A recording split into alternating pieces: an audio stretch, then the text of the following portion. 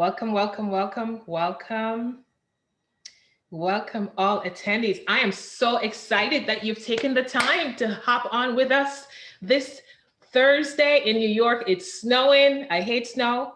Put in the chat if you hate snow like me, so I don't feel like I'm alone. My dream is to be in a Caribbean island somewhere, and that would be for part of the year and serve people there as well as serve people here in the US. So pop in. Hi, Joella. Thanks for popping in. Thank you, thank you, thank you. So I am excited that you're here, and we have a really powerful lineup of speakers for you guys today.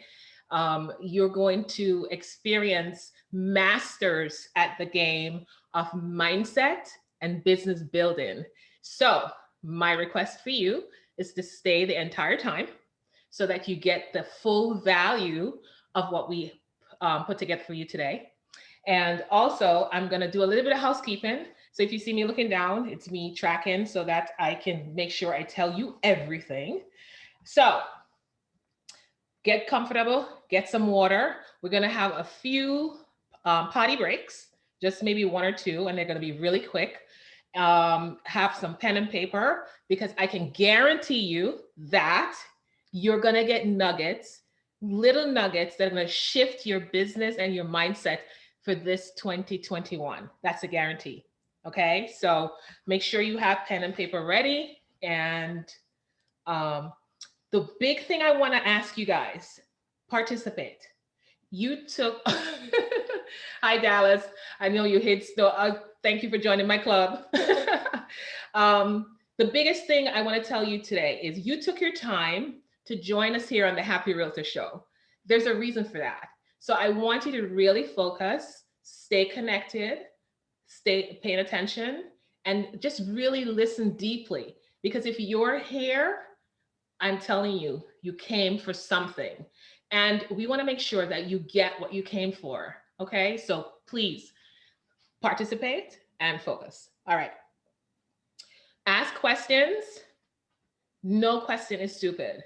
You may have been in the business for 20 years, 40 years, 50 years. Things are changing. And that's why I created this summit, right? Because things have evolved. We've had to pivot. There are new things happening in the world. And we still want to serve people in real estate, right? So keep an open mind, okay? And really pay attention and ask questions. All right. So we're going to have an opportunity to be in a VIP room. If you ask questions here and they're not answered completely for you during your Q&A in the chat, we're going to have an opportunity for you to upgrade to VIP to have like personal connection with the speakers.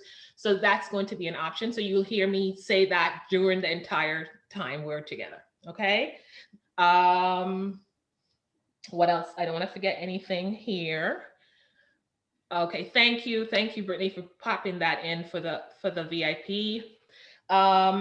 Okay, so we are going to get started. So, hi, my name is Lorna Sherland, and this is the Happy Realtor Show, where you are going to discover techniques, tools, and secrets how to shift from the hustle to making money and creating freedom in your life and your business. Thank you again for coming on board. I'm Lorna, and I am the owner broker of Success Power Brokers here in the Hudson Valley, New York. And I've been in the business for, oh my gosh, 20 years. 20 years in this business. I can't believe it's 20 years already. When I look back on my numbers, I'm like, wow, I've served a lot of people. And I'm really excited to serve you today. So, like I said, I own Success Power Brokers. It's a boutique real estate company here in the Hudson Valley. And the reason why I came into real estate was because I didn't want to be bothered with being told what to do. Who is like me? Why did you come into real estate? Post in the comments. I want to see why you came into real estate. Because I know for me, it was because I didn't want a boss. I didn't want to be bossed around, be told what to do. And I can tell you a little bit more of my story. The day I left corporate America was the day that the secretary of my CEO. They fired a lot of people, and she was now my secretary. But in her mind, she wasn't. She only worked for the CEO. So I asked her to do something for me that day, and she decided, I'm not doing it. So I'm looking at her like, okay, well, who's going to do it? You're the secretary. You get to do it. It's your job. And she decided no. And I'm going, all right. And that wasn't the first time she did that. So that was the day that I decided I wasn't going to take it anymore. I went in, turned in my resignation, and left. That's how I left corporate America. That's how I came into real estate. So yeah, Rebecca, bucket list after retirement. Yes, girl, corporate is no joke, right? Right, Rebecca? Corporate is no joke. Demary, oh, I'm not butchering your name. I'm sorry. Owning your life, flexibility to be available for your son. Apps, girl, you're in the right place. I'm telling you, you're in the right place. I'm excited for you today. Really excited for you today. All right, so I left, and my first year in the business, it took me like a month to get my real estate license. And right after that, I think I left in September, got my license in October, and I started real estate in November 2001. Yeah. So then from there, guess what happened? I started hustling. So now you know why I named the show the Happy Realtor Show, Stop the Hustle, right? Because that's when I started hustling. And my first year in the business, I did 25 deals. Who does that? 25 deals, first year. I didn't know anybody in real estate at all, right? And then from there, every year up until now, I've been really producing, meaning, you know, in the world of real estate, it's talked about like, you know, top producer. In my world, I've been serving. Okay. So I've been serving a lot of people every year. I do have a team that supports me in that. And so I want to share with you guys a couple of tips and tricks that I use, especially now, because right now in the last 3 years is when I've really got it, right? Now I've really figured out like what it takes to have success. So let me ask you, what does success look like for you? Post in the chat so I can see who I'm talking to. What does success look like for you? Let me see. Rebecca, let me go down. Hang on. What does success look like for you? And if not success, I know Damaris, you posted already, owning your life, flexibility and availability for your son. What, I was just gonna ask that. What does freedom look like for you, right? What does freedom look like for you? Because I gotta tell you guys, success and freedom are separate. They're two different things. In my world, success and freedom are two different things. Although one leads to the other, right? One can lead to the other, right? But you got to really know what, oh, thank you, Becky, for, was that Becky? Joella, thank you for defining that kind of what kind of freedom that you're looking for. That's really important. It's a huge distinction. That's a huge distinction around freedom, right? And success, because you can be successful but have no freedom. So that's why it's so important to define those two things, right? So, and guess what? The freedom leads to the happiness, right? Because everybody wants to be happy. I really, really believe that happiness is what we're all searching for. That's what we're all searching for. So how do we get there? And it's certainly not by hustle, right? Right? All right, Kevin, one of my speakers, time and money freedom, living a divinely designed life, health, wealth, love, and perfect self-expression. Absolutely. So Kevin is going to be one of our speakers this afternoon. So be sure to stay on for his segment, because Kevin is going to share Oh my gosh, I can't wait to get this guy on to have him speak to you because, like I said, if you got one of my emails, I said in that email that the guys who are and the women who are here today, they have figured it out. They have figured it out and they want to share it with you. So please, please, please promise me that you are going to stick it out and listen deeply, and take in the nuggets. My intention for you guys today is to take away 1 to 3 items from the show that will shift your mind and your business. This is not going to be a regular show. This is not the same old, same old. I'm not going to talk about FISBOs. I'm not going to talk about expires. I'm not going to talk about any of that, right? If that's why you're here, please stay anyway, so that you can hear something different, right? Roger, freedom is actually one of my core values. Roger is another genius who's going to be in our segment this evening, later on this afternoon. And again, I am super excited. I hope I'm not too excited because I am ecstatic about what you're about to experience. Okay.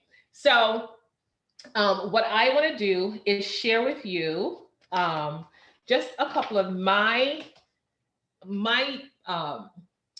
how I do things, how I developed my mindset, and how I. So let me tell you a story. So about, let me see, maybe what are we in 2021?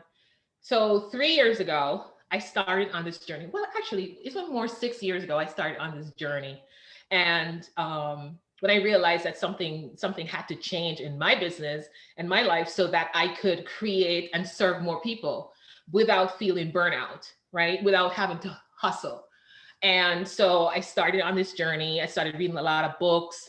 I started listening to Bob Proctor. I started going to a lot of mindset. So the first person I went to was T. Harv Eker. If you've ever heard of T. Harv Eker, post in the comments, yes. Post in the comments, yes. T. Harv Eker. If you haven't read any of his books, you should read them because you will get a lot.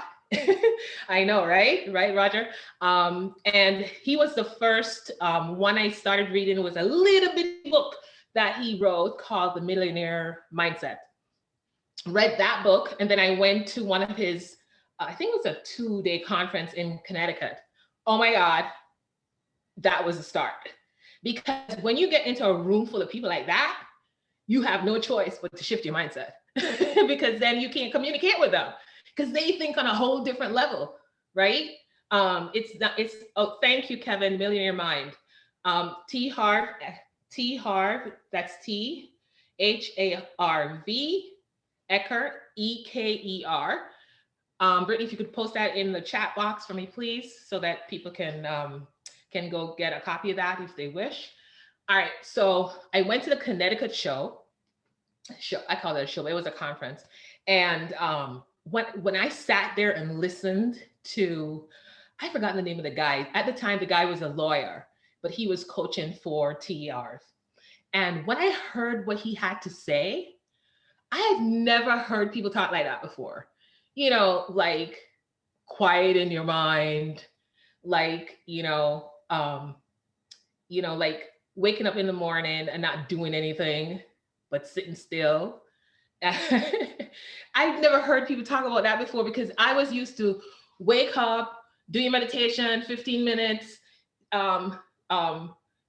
check your emails, make like 20 calls by 10 o'clock, set 50 appointments by 12, and then go out and show houses. And I'm going, okay, that's what I used to do. And then I heard this and it totally shifted me. So that's one of the things that I now do on a regular. The only time I really don't get quiet in the morning is if I'm on a flight, like a 4 o'clock flight going somewhere. So I really don't have the space to do that, but I really create that time for myself in the mornings. That's not just, a regular meditation. That's actually separate from what I'm talking about. So I literally sit in a chair and I do nothing for an hour. So when I started doing this, my body would kind of like want to get up, want to shift, want to move, want to do all kinds of stuff. And then I was able to just kind of like, and I'm still in that process because it takes a while after being trained for so long to be getting up and going and getting up and going. It takes a minute for you to train your brain to kind of slow down to the point where you can actually hear. And what are you hearing? What are you listening for? You're listening for actually space between the thought, right? So that's one of the biggest practices that I've used to kind of slow myself down. And what that does is tip number 2 is setting an intention. So I learned this because I do a lot of leadership training, and this is one of the core pieces of leadership is setting an intention. So what I mean by setting an intention, you know how you set goals, and they, you know, in the normal world, they say set goals and intention, but that's not what I'm talking about. What I'm talking about is actually um, being so clear about what you want that if you start doing something that doesn't align with that thing that you're clear about, you're not going to do it. So I'll give you an example. I'm going to use food. I'm going to use food because that's one of the things that we always want to lose weight and we set a goal to. It's January, right? How many of us set, like, what do you call that thing? Somebody remind me, please. New Year's resolutions. Who sets New Year's resolutions?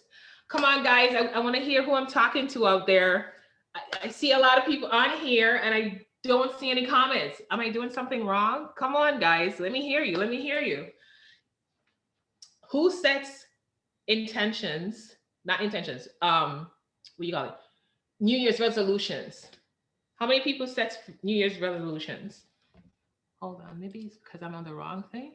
Oh, I haven't been seeing you guys. Sorry, I just saw that. My apologies. Zania, you didn't set any resolutions this year. I would love to hear. Oh, you do have goals. Perfect. We're going to talk about that. Roxana, never set New Year's resolutions. What do you set for? How do you operate? I would love to hear. Rosanna, how do you operate? Did I say your name correctly? Dustin, definitely would love to hear what you set for yourself this year. And so Roxana, remember, I want to see in your post, how do you operate? How do you function without the goals and the resolutions? I don't anymore. Who's this? Lisa, I don't anymore. I set goals throughout the year and intentions and change as needed rather than waiting for the new year to begin. Interesting. We're going to talk about that too. Beautiful. Rebecca, I don't set resolutions. I have thoughts and best intentions. Rebecca, want to deal with that one too, girl. All right, so beautiful. So it's a mix. It's a mix of some people set them, some people don't. Some people set goals and intentions. So my distinction for an intention is really, it's really more, how do I say? It's kind of coming from a different space. It's not coming from out there. It's actually coming from in here. Does that make sense to anybody? I want to make sure I'm landing. So say yes in the comments. Yes in the comments if what I just said makes sense. An intention is not outside. It's not out there. It's actually in here. Yes, yes, yes, yes, yes. Joella, Roxana, Kevin, awesome, beautiful. So how do you do that? That's why it takes that. It really takes time. It takes time. So just like going out, consider this. You're setting an appointment or setting appointments for 5 clients today, right? Yeah. And what if we switch that? What if we switch that? Those appointments, the time you're going to take with those clients, switch that out and even just take 1 hour, move it to the beginning of your day and sit there and set the intention for the day. Meaning you can still have the 5 appointments or maybe now 4 because you took an hour away, right? And put that 1 hour at the beginning of your day, right? And just sit there and set that intention from within. Who am I going to serve? Why am I going to serve them? How do I want it to come out? You know, what do I want the outcome to look like? Those questions that you ask yourself, then it's easy for everything else to just flow out of you. How are you going to even talk to them? What are you even going to say to them? It's going to come right out of you. It's like, whoa, like beautiful stuff. It's just truly amazing. Really amazing. I get excited. I get so excited because like, I didn't know that that could happen. So when I started working like this, I'm like, wow. So, and I'll share with you, in 2018, I went on a, I was in a mentorship program, right?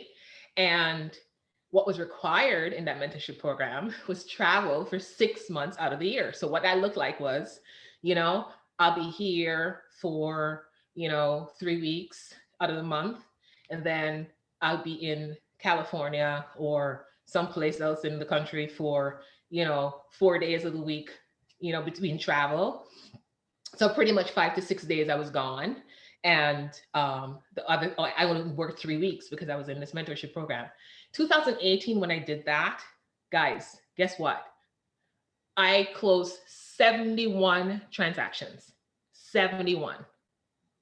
71. 71. And if you worked it out, I was probably gone close to 6 months out of the year, right? And closed 71 transactions. And part of the power of accomplishing that, and I'm not saying it to brag or anything, I'm just showing you the power of intentional living. It's pretty powerful. Okay? So I wanted to share that with you. I know it took a little bit long, but I just really, really wanted to land that for you because it is a pivotal part of this journey of stopping the hustle, making more money, and creating freedom. That's how you're going to do it. It's that simple, actually. It's that simple. Now, don't get me wrong. You're still, yeah, Rebecca, girl. Stick with me. I got to tell you, stick with me, right? And like I was saying, don't get me wrong. Yes, you still get to decide all the pillars of your business that's going to drive the clients to you, who you get to serve. Notice my language. You get to serve them. It's a privilege, right? You're still going to have to do the other pillars. You're still going to have to decide, okay, am I going to do center of influence? Am I going to do, for sale by owners? Am I going to do referral programs? Am I going to, and talking about referral programs, I was going to have, I was trying to get Michael Maher to come on the show. Maybe next month's show, I'll do that. Because I think that his concept is pretty powerful as well. So but that's a pillar. That's not just, like what I'm talking about. It's a pillar. Thank you, Brittany. So I want to hear, before I wrap up, I want to hear from you guys. Like, what are you doing? What are the pillars of your business that you have chosen? Better question. Do you have pillars that you have chosen in your business? Are you just going about it willy-nilly? Like I decided years ago, because it became the trend for me, I decided to serve both buyers and sellers. So I have 3 pillars in my business, right? Kind of, sort of, three pillars: buyers, sellers, and I run REOs, bank-owned properties. Those are the 3 pillars of my business. I used to have BPOs as a part of my business, but I dropped that one about 2 years ago. So I have 3 pillars. But buyers and sellers, if you look at my numbers are 50-50. And that's intentional. That's intentional. Because what I learned early on in the business, I learned by watching what was going on with my not competitors, with everybody else, because I don't believe in competition. When I look at everybody else, what they were doing in my area, new construction, when the market shifted, the new construction clients went out of business. So that's why it's so important for you to have different pillars of the business. Zaina, since I became an agent 3 years ago, I've been working strictly on referrals. Perfect. I've yet to establish a specific niche because I've gone based on what my clients. Girl, careful, because if the client's wants and needs doesn't match up with your business plan, you're gonna have a challenge. So let's talk about that. Okay. Starting off from corporate, just received my license yesterday. Clean slate, Demary. Clean slate. Thank you for coming on. Because guess what? You stick to this and go through this show, you are going to come out the winner because you're a clean slate, right? So you get to create what you want. Girl, I'm getting happy. That's why I had to go on the Happy Realtor show, because I'm getting happy. All right. So let me hear what's landing for you. I thank you for your comments. I got to go back and read them all. They were coming up pretty fast. Yes, Kevin. Create, don't compete. If you're in competition, you're in scarcity. That doesn't work. So we get to shift that. Okay. So I hope what I said to you today landed for you. If you want to hear more, you can post in the comments. You can reach me at strategic. Brittany, if you could just drop my email in the chat box, that would be great. If you want to schedule a call with me, I would love to talk to you about your business, especially Demary, you're just starting out. And if you want to stay in touch, let me know. Let me know. All right, awesome. So I wish I could go on further, but I talked myself out of time. I have so much to tell you guys. Oh my gosh, 20 years in this business and shifting, especially in this COVID thing, right? I have a lot to say and a lot more to come to say. You know what I mean? So that's why I have these awesome, it's so perfect, right? It's so, God is so faithful. It's so perfect for these speakers who are coming here today to talk to you, right? Like Kevin is like, I'm too excited. So Kevin, I'm gonna bring you, give me 2 minutes and I'm gonna bring you on. Let me just grab your bio here because I don't have it perfect in my head. So I need some direction here. So guys, this is what it's like live, okay? So, oh, Lori, you're here. Hi, boo. I can't see you yet, but glad you're here. Wonderful. All right. Okay, so it is without further ado that I would love to bring on my new friend, Kevin Yoder, to the show. Welcome, Kevin. Where are you? I'm here, Lorna. Thanks for having me. I don't know how to undo my, oh, here's my video. Here we go. That's on me. Hey, nice to see you. Dude, you're up. So awesome to be here. Boy, you sure do know how to kick off a show, don't you? Oh my gosh. It's all energy. God, dude. All God. Ooh. You are okay, here, yes. So I don't know why I'm not hearing you very well, so I'm going to turn up my volume.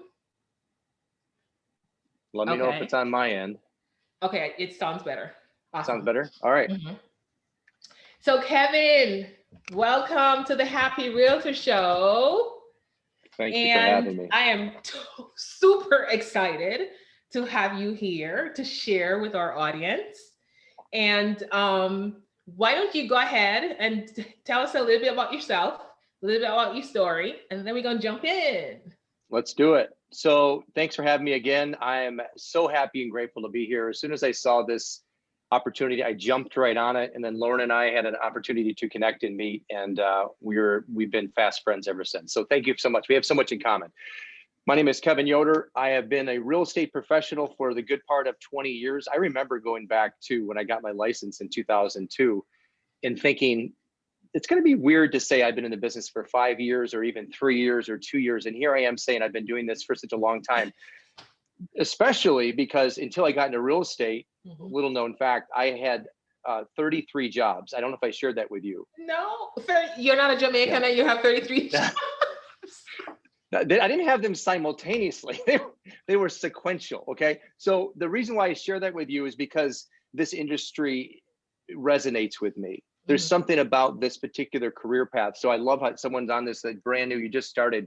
There's something about it. And I think that it's because there's so many facets to the business, and it takes so many different aspects of a personality to really do well in this. And it takes that. And I think that it's the everyday challenge that really has pulled me in and kept me here for such a long time. So 19 years in the business, and I have had such a roller coaster ride of a real estate career. I've done the solo agent thing, I've done the team thing, and I am currently still in the team model, and here to share with you my trials and tribulations, what I've experienced and what I would recommend avoiding, and then also be able to leave you with the impression of increase, which is better off than I have found you. And I'm able to do that mostly because of my coaching work through being a Bob Proctor coach and being able to apply. And today, as I stand here, I am so grateful to be able to apply that which I've learned through that in my business and sharing it with everyone here today. Awesome. Awesome. Well, I'm super excited. And, one of the things that really, and I share this with you, but I'll share it with the audience as well. One of the things that really attracted me to, have you on the show is because you're a Bob Proctor trainer, because Bob is one of my mentors. And I've been following Bob's teachings.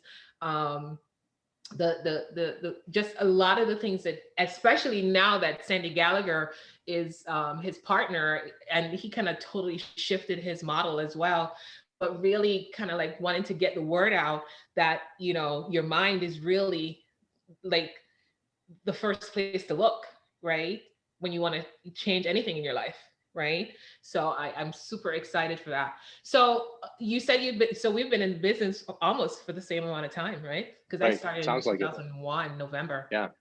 And back then, do you remember? I don't know if in your area, but in back then, Kevin, I used to have to use the book. Remember the book?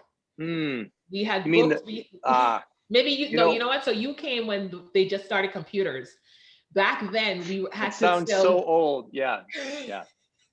We were flipping the books to sell real estate, dude. Yeah. But it was so much tougher, right? Because you never knew what was on the market and what wasn't on the market. So that's interesting. So tell us a little bit about how you structured your business back then and how it's evolved into what it is today. Because I think that would be really useful for our audience, whether they're new to the business or whether they're veterans in the business. It would be really useful for them. Sure, absolutely. And I know you did Keller Williams, right?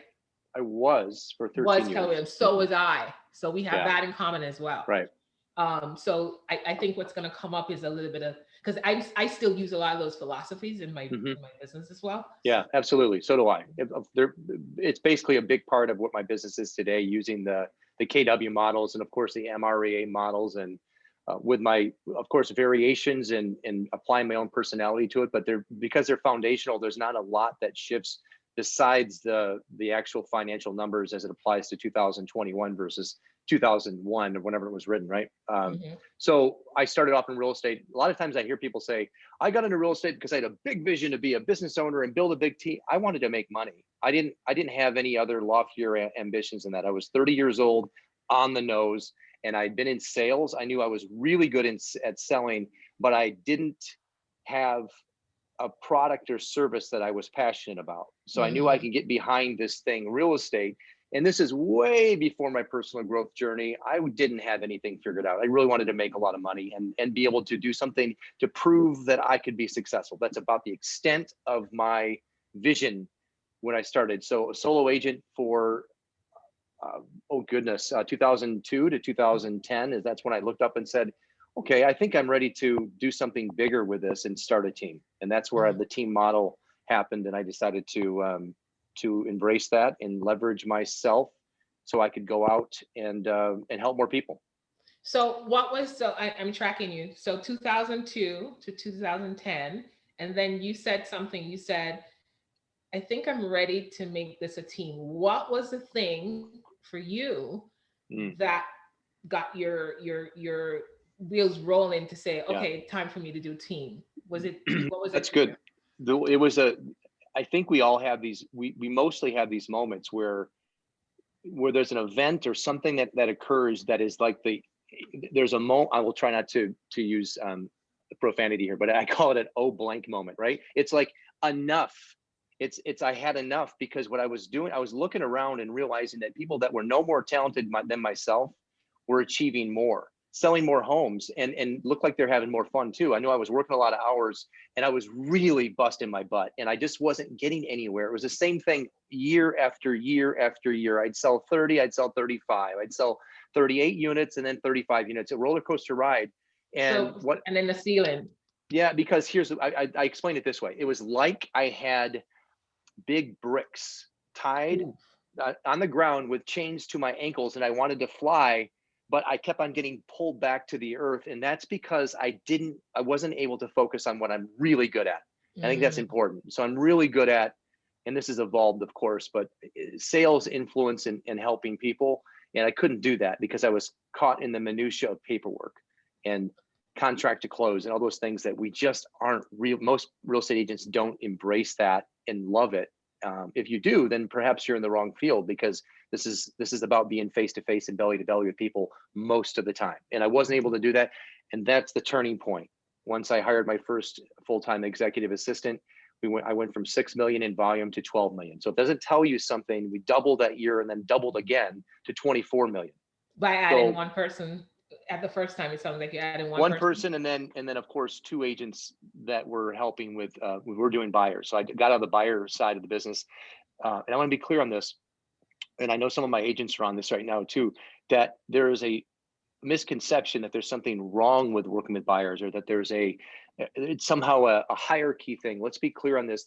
But that's how I was able to create relationships and how I really learned the business, because you're with them all the time and you learn their names, where they go to church, their schools, their lives, and you're so intertwined. And that's a big part of that. So I don't ever advocate just moving over to working listings. Maybe never, if you really value those relationships, because that's where it's built. So I did it because I was following the principles in MREA and knew that I had to take a stand and I had to master listings so that I could grow the business. And the more signs that hit the ground with my name on it, that's Right. how the business was able to grow. Right, right. Yeah, when I Yeah. was at Keller Williams, I remember having a dream one day that like I would go into a neighborhood and my Keller Williams sign would be Mm, on almost every house in the neighborhood. That was interesting. Um, yeah. so what I'm hearing you say is that you got really burnt out. I'm gonna translate. You Yeah. got really burnt out, and that burnout kind of like shifted your brain and said, "Okay, I got to do something different." And then you started hiring from the admin portion of the team. Then you went up into hiring buyers agents to take the leverage into a different level, right? But just that one hire of the admin person doubled your sales. In how long did you say that took for you to have that happen? The first full year. So I've got to make sure I backtrack for a second, because I told you there was a moment, that moment that I shared with you. Yeah. It was the moment that December of 2010, I had one closing scheduled, and it was supposed to close that month. It didn't close. And so I had 0 closings in December. I had two young daughters and a child on the way, and I wasn't able to provide an adequate Christmas for my family. That was the moment where I said, that's the last time that will ever happen. You get what I'm saying? I get goosebumps Yes. sharing it. I almost might even tear up, because it was such a defining moment for me, where I said, never again am I ever going to put myself and my family in that situation. That was a defining moment for me as a business person, as a real estate professional, and as a husband and provider. I was done. That was Uh, it. yes, dude, I'm getting chills Mhm. because I had a moment like that. I had a moment like that. So I totally understand what you're saying. And those moments that I remember the time when I had a check for, I don't know what year it was. It was, oh, was it 2008? That, yeah, I think, when did we have the crash? 2008, right? Yeah. Yeah. 2008. I That's looked at right. my bank account and I'm like, huh? What? Right. Yeah. No, not happening.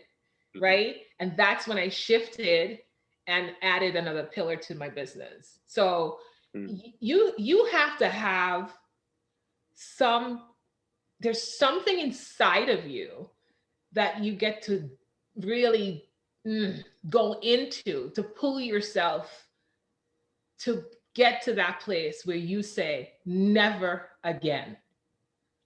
You know what I Yeah. mean? And sometimes it takes that kind of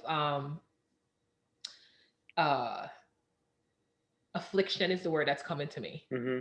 for you to Hmm. get to that place, right? So that's why we're here, Kevin and I, sharing with you guys these stories to let you know, so that if and when this happens to you, you get to shift it really quickly and you don't get to go out of business, because going out of business means that you're not serving people. And if you said you came to this business to serve people, well, you get to learn how to like shift this, right? And make it happen, make it work for you and the client. So Kevin, go on and tell us then from, because you're in a whole different space right now in terms of how you serve your clients and the kinds of clients you serve and how many businesses you have, right? So tell us how you shifted from now your team and how you're doing business now up to 2021, and what happened in your business 2020. I would love you to share, because 2020 was that another pivotal year. 2008 was a pivotal year for us. Then now 2020 was another one, and those two times we got to shift again, right? And so tell us what happened for you in 2020, and how you shifted that, and where you're going now, and Yeah. what your So trajectory is. that's good. Yeah, I'm happy to share that. I think that before I move on from the 2010 event, I want to just add one little caveat because I think it's important. I don't believe that if that hadn't occurred, that Christmas, that no commission, that zero providing for family, if that event hadn't occurred, I don't know for sure had I that I would have made a distinct change. And the reason is because we are motivated by either pleasure or extreme pain. We move away from the pain and towards the pleasure. And the truth of the matter is that most people are motivated more by the avoidance of pain than they are moving towards pleasure. Why? Is because they can't see themselves in that future state that pulls them to it, because they don't do the things you talked about in the beginning of this call today, which is slow down, visualize, get clear on what you want. And so it was very painful for me, which is why I was Mm, so pissed at myself and I needed to change that. So, and it wasn't like I was running towards this big, massive team model that I saw the end. You see that? It wasn't that. I think I was running away from the pain of that. I mm, wanted to make sure I was clear of yeah. on what happened there. Yeah. You know? So I want to hear from the audience. Like, you guys, Dustin, you're saying preach. I hear you. But tell us in the audience, like, is there a space in your life right now? If you are on this call, you are a realtor, a broker, or owner. And so what is it for you? I want to see in the chat. What is it for you that's a pain point that shifted you out of anything that you were going through in your life? Like, you're still here. Like, how many years have you been in the business, and what was that pain point that shifted you? I'd love to hear and see what's happening.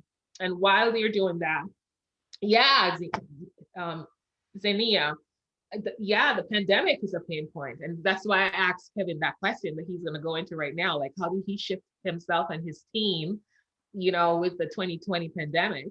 Um, and keep in mind, it's an event, right? It's an event. So another event, like Kevin shared, it's a similar event, by the way, like Kevin shared about 2010, when he didn't have those closings, right? So um, Becky, you changed because no more pandemic. Interesting. Got it. So Kevin, go on into that. Tell us about 2020. and how Uh, you're doing business now and how yeah. your team shifted. Yeah. I think it's important too that to identify this, and I probably say this every day to different people, whether it's my team and having them understand where we were, where we are, where we might be going, is it's just so important to have perspective.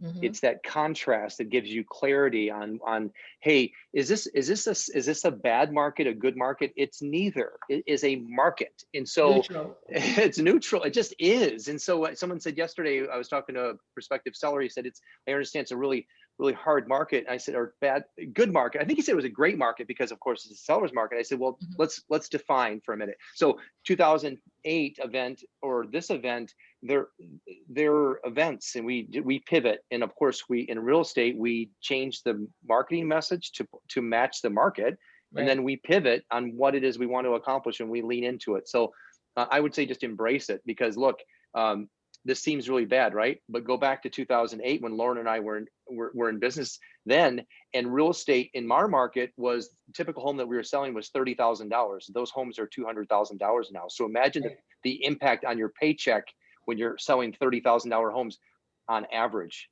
right? Right. So what? See, again, without comparing, one seems really bad. Well, not really. Without a low, you don't have a high, and vice versa. So 2020, Lorna, I got involved with Bob Proctor coaching around the turn of 2019 into 2020. So for me, I would tell you that what I did last year was I leaned into my coaching business, and I went all in with it, and I needed to, and it allowed me to become a product of the product, which means this is something that I'm living. I'm not just sharing it. Yes. And right. And so but that takes a lot. It really does, Yeah. because what we read and what Mhm. we understand in our conscious minds does not produce itself in our real lives unless we've totally gone in and actually embodied it, and it's coming out of you. And so last year I did that. And so my business was running mostly through my operations manager. So take a step away here. And so the pandemic was hard. The first quarter we were sucking wind with profitability for obvious reasons. We were deemed to be unessential Mhm. in our Yeah. state, right? So you Yeah. can't Yeah. really Yeah. sell homes, you can't make money. So turning back towards the business towards the end of this year, it allowed me to then apply that which I've learned all through working with entrepreneurs all over the country, Hmm. not just in real estate, but in all industries. And turning back towards the business now and hiring awesome people. Some of them are on this call today, and from executive assistant who's awesome to salespeople who are phenomenal. And I think that that's a matter of resonance, being Hmm. clear on what I wanted and who I wanted to attract to the business now. And it's the best place I've ever been when it comes to this team conversation and success in Got real it. estate.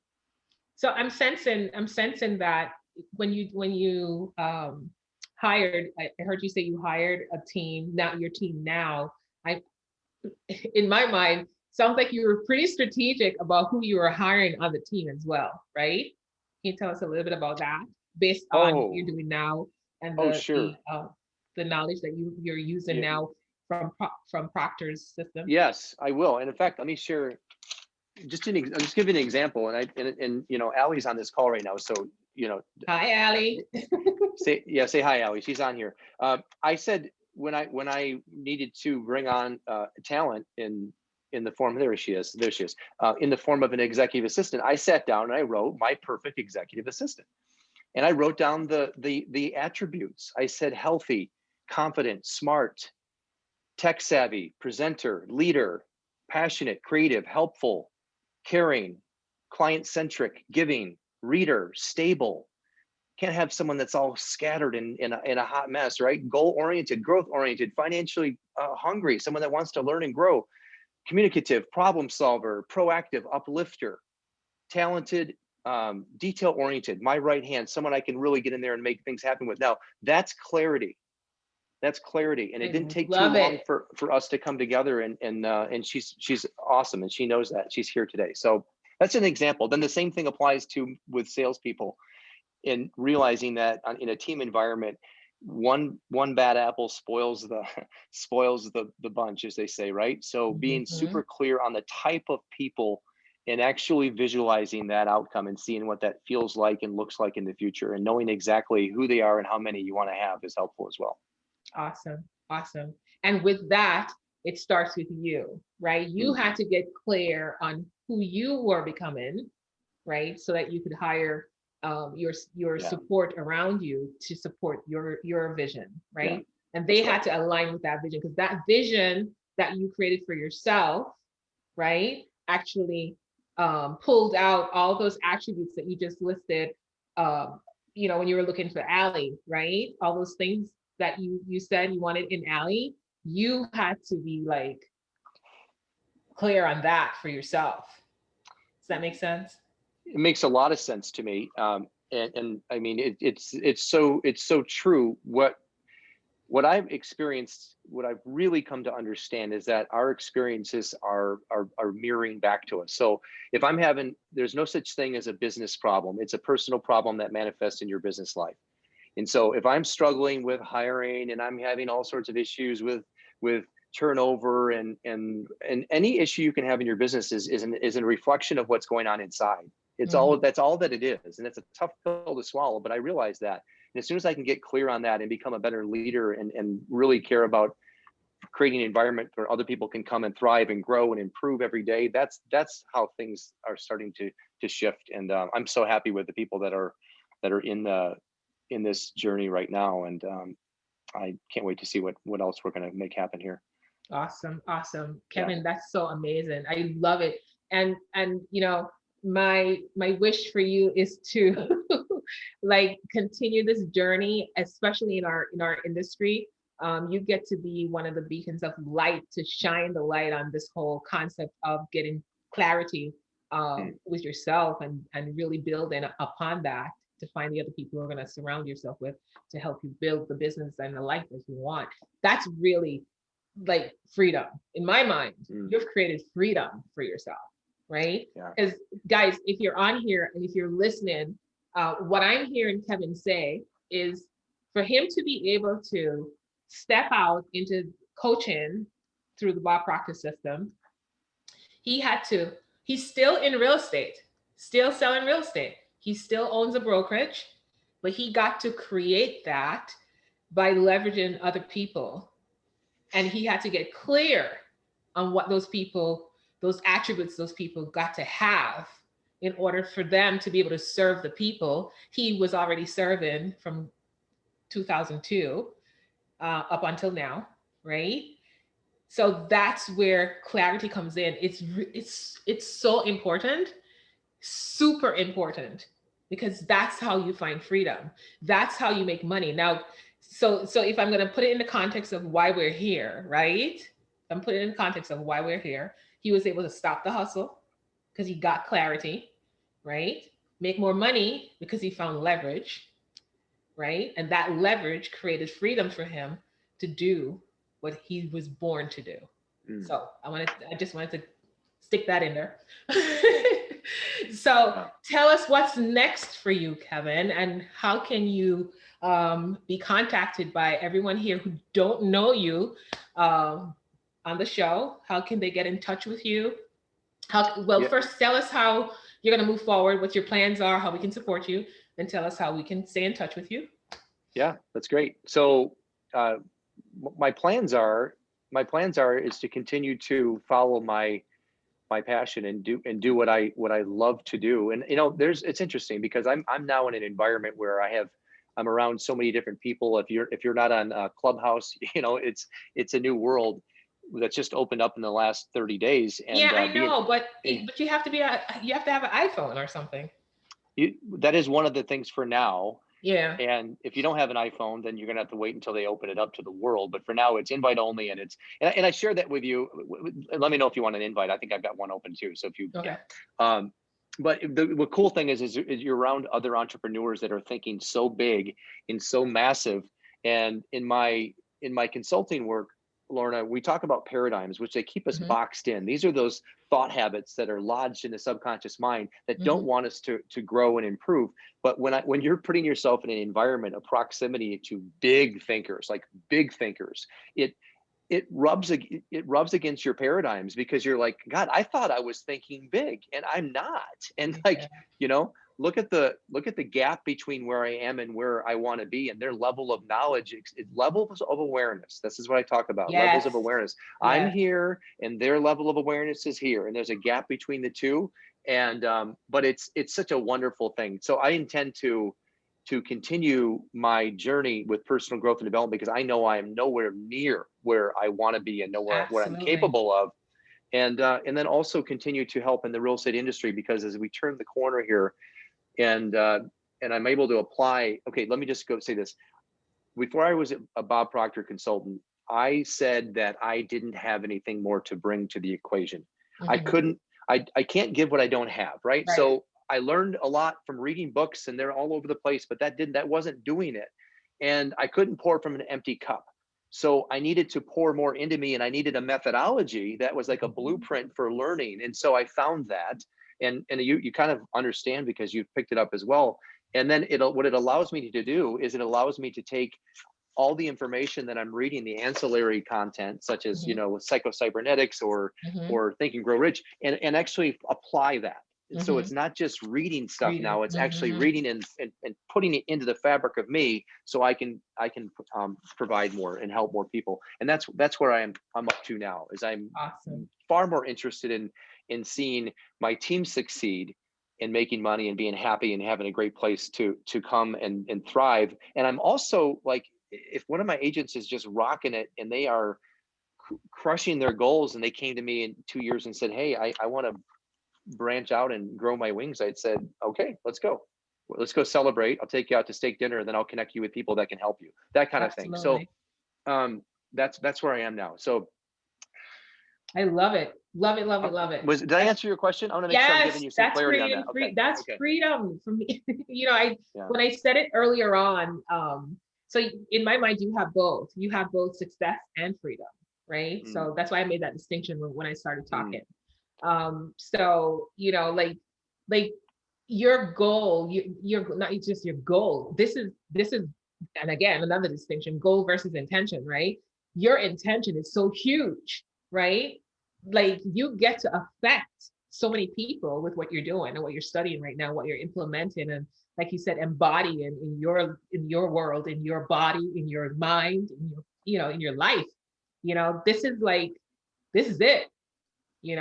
So I think the thing that I left off there to learn, I want to make sure that I've got to express this so everyone here is benefiting, is when I was sharing the clubhouse thing, is I'm hearing a lot of like hustle and someone said, it's not like mindset's overrated. And I said, God, goodness gracious, like if you were somebody who, there's a reason why 90% of the coaching programs out there fail. And it's because if you're somebody who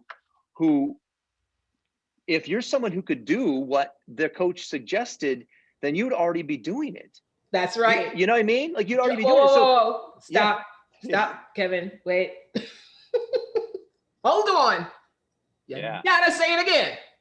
Listen, if you were someone that could do what your coach suggested, you would already be doing it. So here's the deal. You can only do what they suggest after you've transformed yourself into someone who would naturally just do those things anyway. Now, the reason why is because our reactions are natural. Like how we respond to things are based on our ego ideal, our self-image, and that is the thermostat that controls and regulates the temperature of everything we get, and it cannot change until we have a transformation, and that begins on the inside. So hard work, it won't feel so hard if you're inspired, right? That's the whole, and I know that's what you're getting at, and it's absolutely true.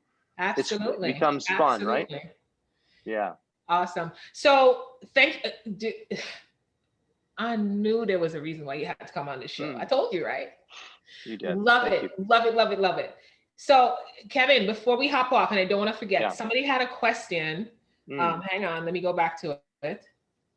Something about growing a team. So does that mean you have to grow a team to have freedom? Ooh, that's good. So let's define that for a second. This is really good because I shared something this week 3 times, I think, is like Everybody wants a damn team. So here's the thing. Ask the question, and I actually challenged somebody, and I'm not sure if she's on here or not, but I said, why do you want a team?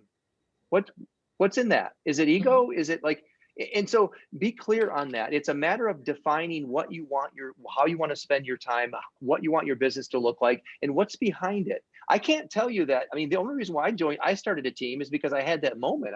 And I was also learning the models of the MREA model, which is the Millionaire Mhm. Real Estate Agent. And so there is something in there. Now I have a team because I see a greater vision I want to help people achieve through real estate. But you can set up a business in real estate where you're working with buyers and sellers, and you land on a unit goal per year. Let's just say it's 100, for example. And then you have an executive assistant who is that real team builder, that person that's system driven, that is an empire builder that's there on your side. And you could have Mhm. maybe one buyer specialist, and you could run that model for the rest of your real estate career if you want to. Mhm. And you maybe you have maybe the top line is 300, 400,000. You just make a decision and then lean into that. It's what you want. So Yeah. so you don't have to have a team to have freedom. It's just a matter of that. It's that leverage thing that if you wanted to take it to a different level. I think that the other thing to remember too is when you want to keep something small, but for the wrong reasons as well, it's Mhm. the opposite. It's like you keep it small because why is that?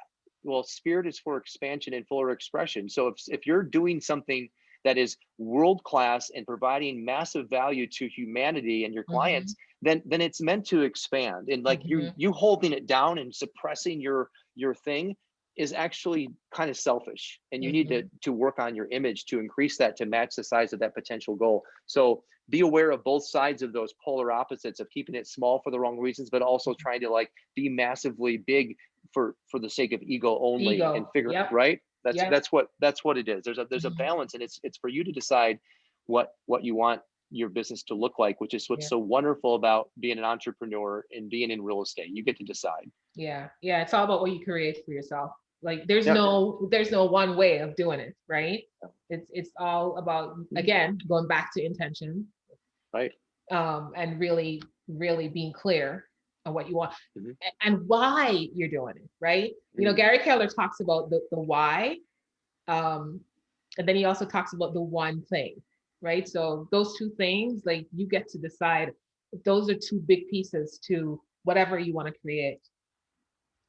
Yeah, Michael, didn't he do a good job? That's awesome. Thank you. Appreciate that. Thank Oh, you. dude, you know I could go on forever. You know we're over, right? 3 minutes. So tell people how to stay in connection with you for those who don't know you, Kevin, Sure, and absolutely. I about mean, your offer. I can give you my well, let me see. Hold on, let me grab one thing here. So I can give you my email and I can give you my cell number. You can call me. That's cool. I'll do that too.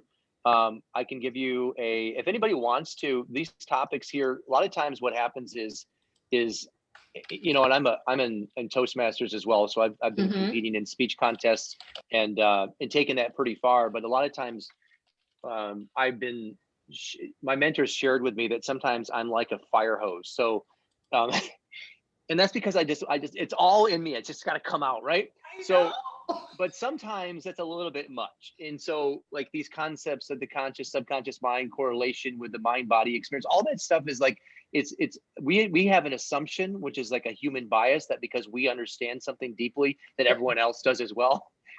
It's not true. So these concepts are deep and profound. So if you want to be truly successful in real estate, remember that it all starts from the inside. I don't care what anybody tells you. It doesn't matter.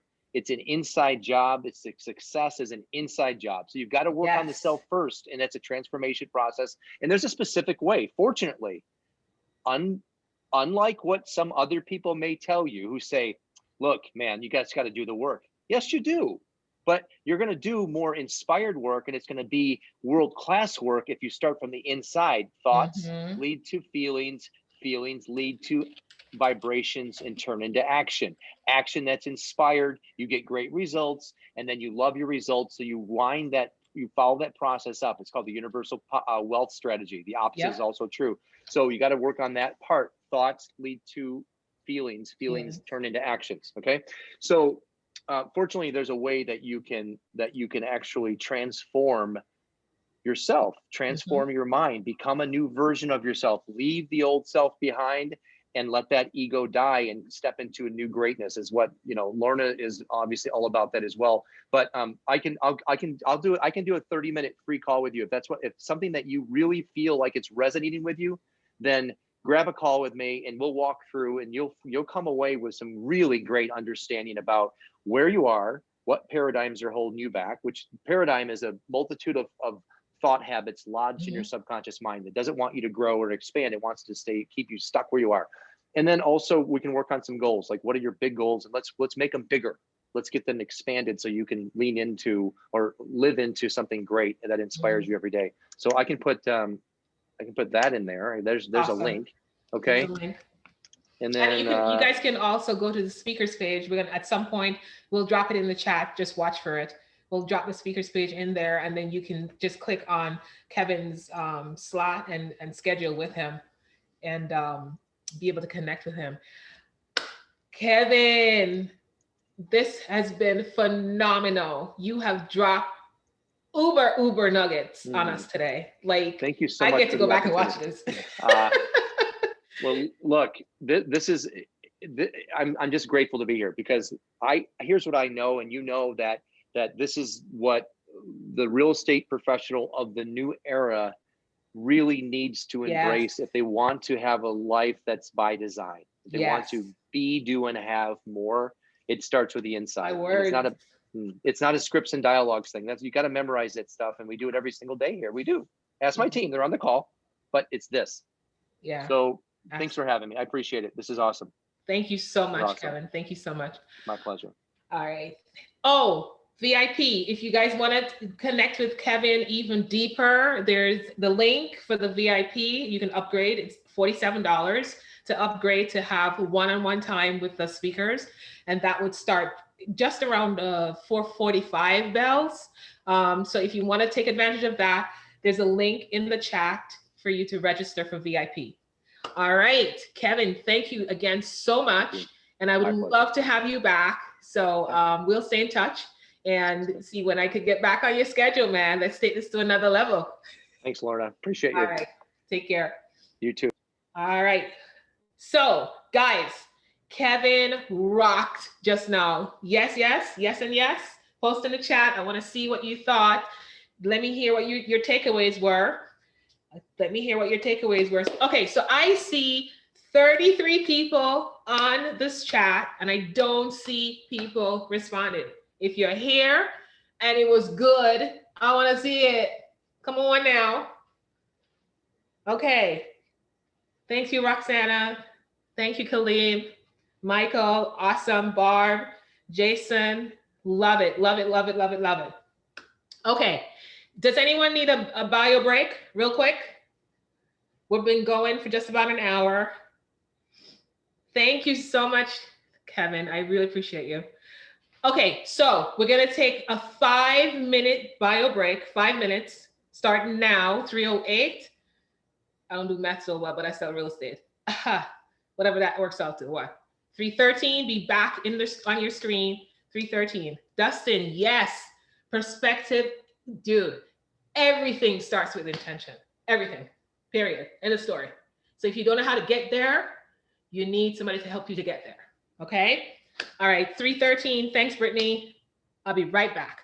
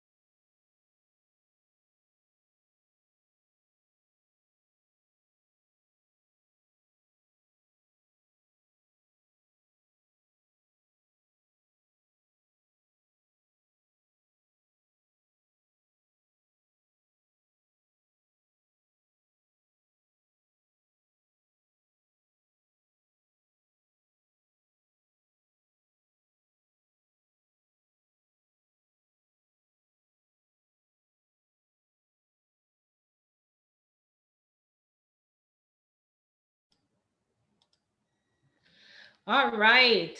So we are back and we have a little bit of a technical difficulty right now. Our speaker is jumping on. Our next speaker is jumping on right now. Thank you for your grace and your patience. So if you just give us a few more minutes, we will have her on screen.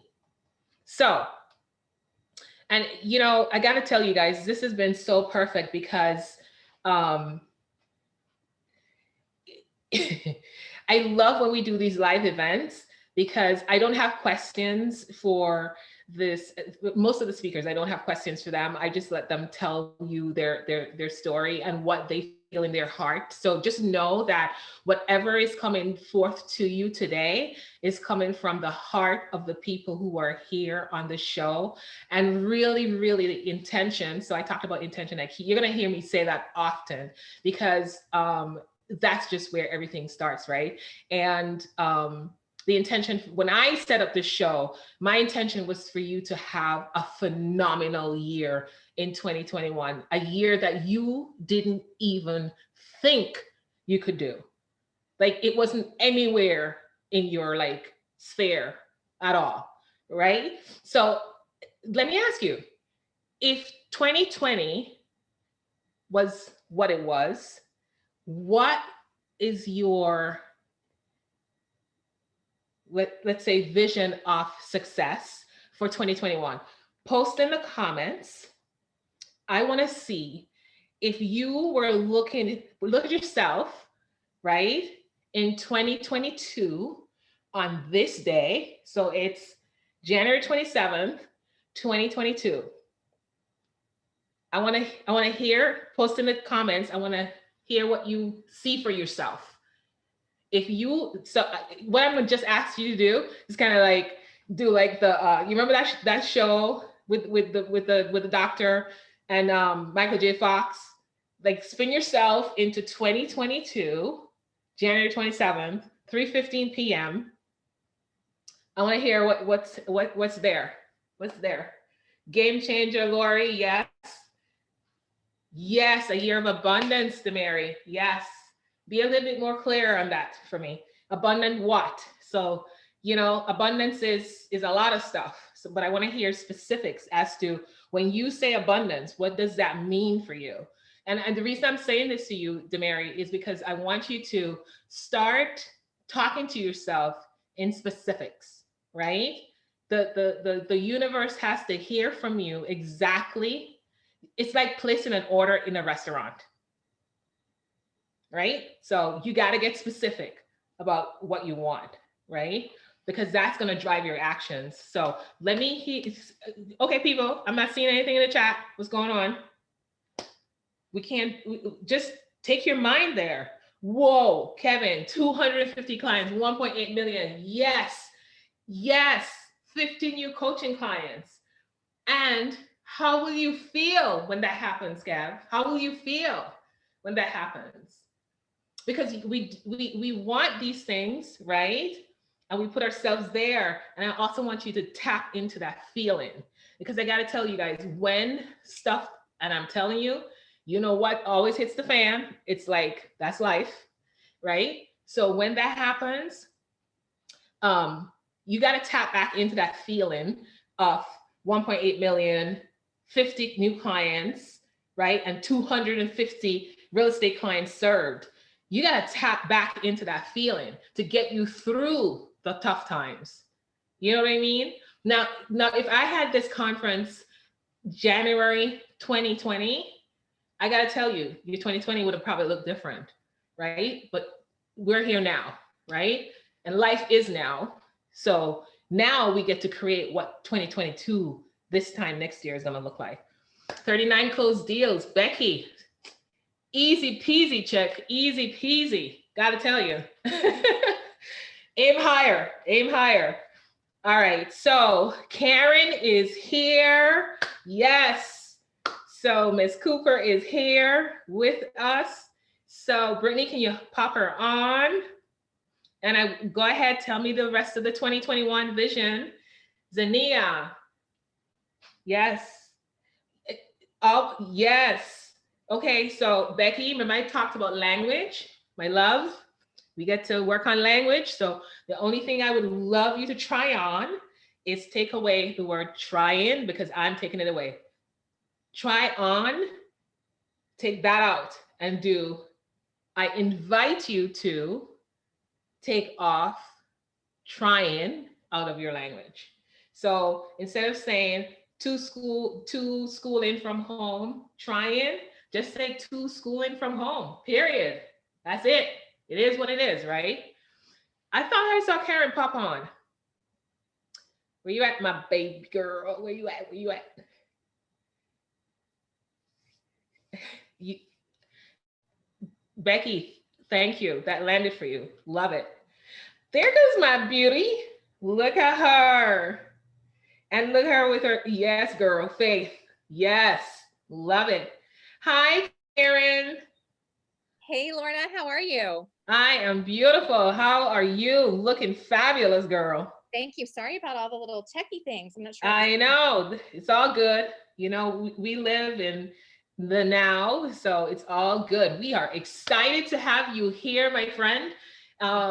Just had Kevin on, and we have the chat going, and people are really, really, really ready for what you have to say to them today. So, Karen, go ahead and tell us a little bit about yourself and how you got to where you are right now. I know you have a lot to share, and then we'll jump right into it.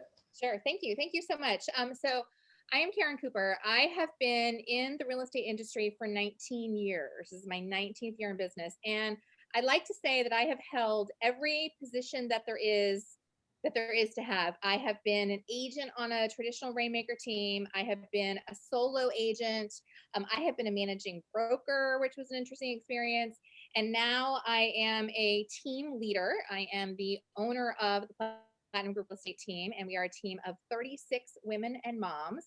And I am also a real estate coach and the founder of the Empowering Women in Real Estate community, which has over 21,000 members all across the country. Wow. Wow. So, Karen, darling. Yes. So, this is the Happy Realtor show. You know, secrets to stopping the hustle, making more money, and creating freedom. And you are the epitome of that. So I'm sure somebody who just heard you, you know, rattle off all the things that you do. I'm sure they're wondering, well, how is she not hustling? Well, because listen, you know, what I didn't say, and I suppose I should have added too, is I am a mom first and foremost. So I have 3 sons, and they have always been my priority throughout my business and throughout my career. And so that is a lot of why I formed the community that I did with Empowering Women in Real Estate, because the wonderful thing about this industry that we're in, about real estate, is that you can make it what you want it to be. And that has always been my thing, is really kind of living a life by design, something that I created on my terms. Do I love to work hard? Yes, I do. I really enjoy working and I really enjoy what I do, but it's not about the grind. I have had that experience. I've had the burnout experience, but it's more about a life of fulfillment and serving others, what kind of lights me up and gets me excited and makes me a happy realtor. Yeah, you're using a lot of juicy words in your conversation. Lights you up, fulfilled, you know. Typically when you have a conversation with a real estate agent or broker, you don't hear those words. So tell me a little bit about how you got to that space where you were able to talk to yourself like that, or for that language to come up. You know, it's something that Kevin actually touched on. I was listening to your conversation, and it's a lot of it. It's the personal development, and I didn't always know that or learn that. When I started in the business, I spent my first 6.5 years as a listing specialist on a Rainmaker team, and it was a grind in order to make a strong living. And I was doing a lot of business, but the splits were really low in that particular type of team structure. And so it was all about the grind. It was all about doing. And I burned out. There came a point in my career where I really just kind of crashed and burned, and I would sit at my desk, and I remember the feeling just kind of sitting there thinking, gosh, how nice would it be if I could just show up at my desk at 9 o'clock and go home at 5 o'clock, and not which is the antithesis of our job, I know. right? You actually started wanting a 9 to 5. Oh my gosh. And so, right, I did. And then I got it when I with the managing broker, and I realized, oh, this is not it.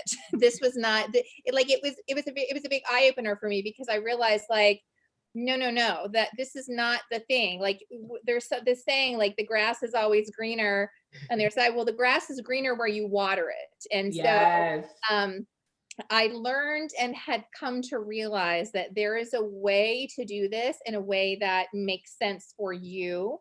Mhm. And that's just kind of been my mission. Awesome. Awesome.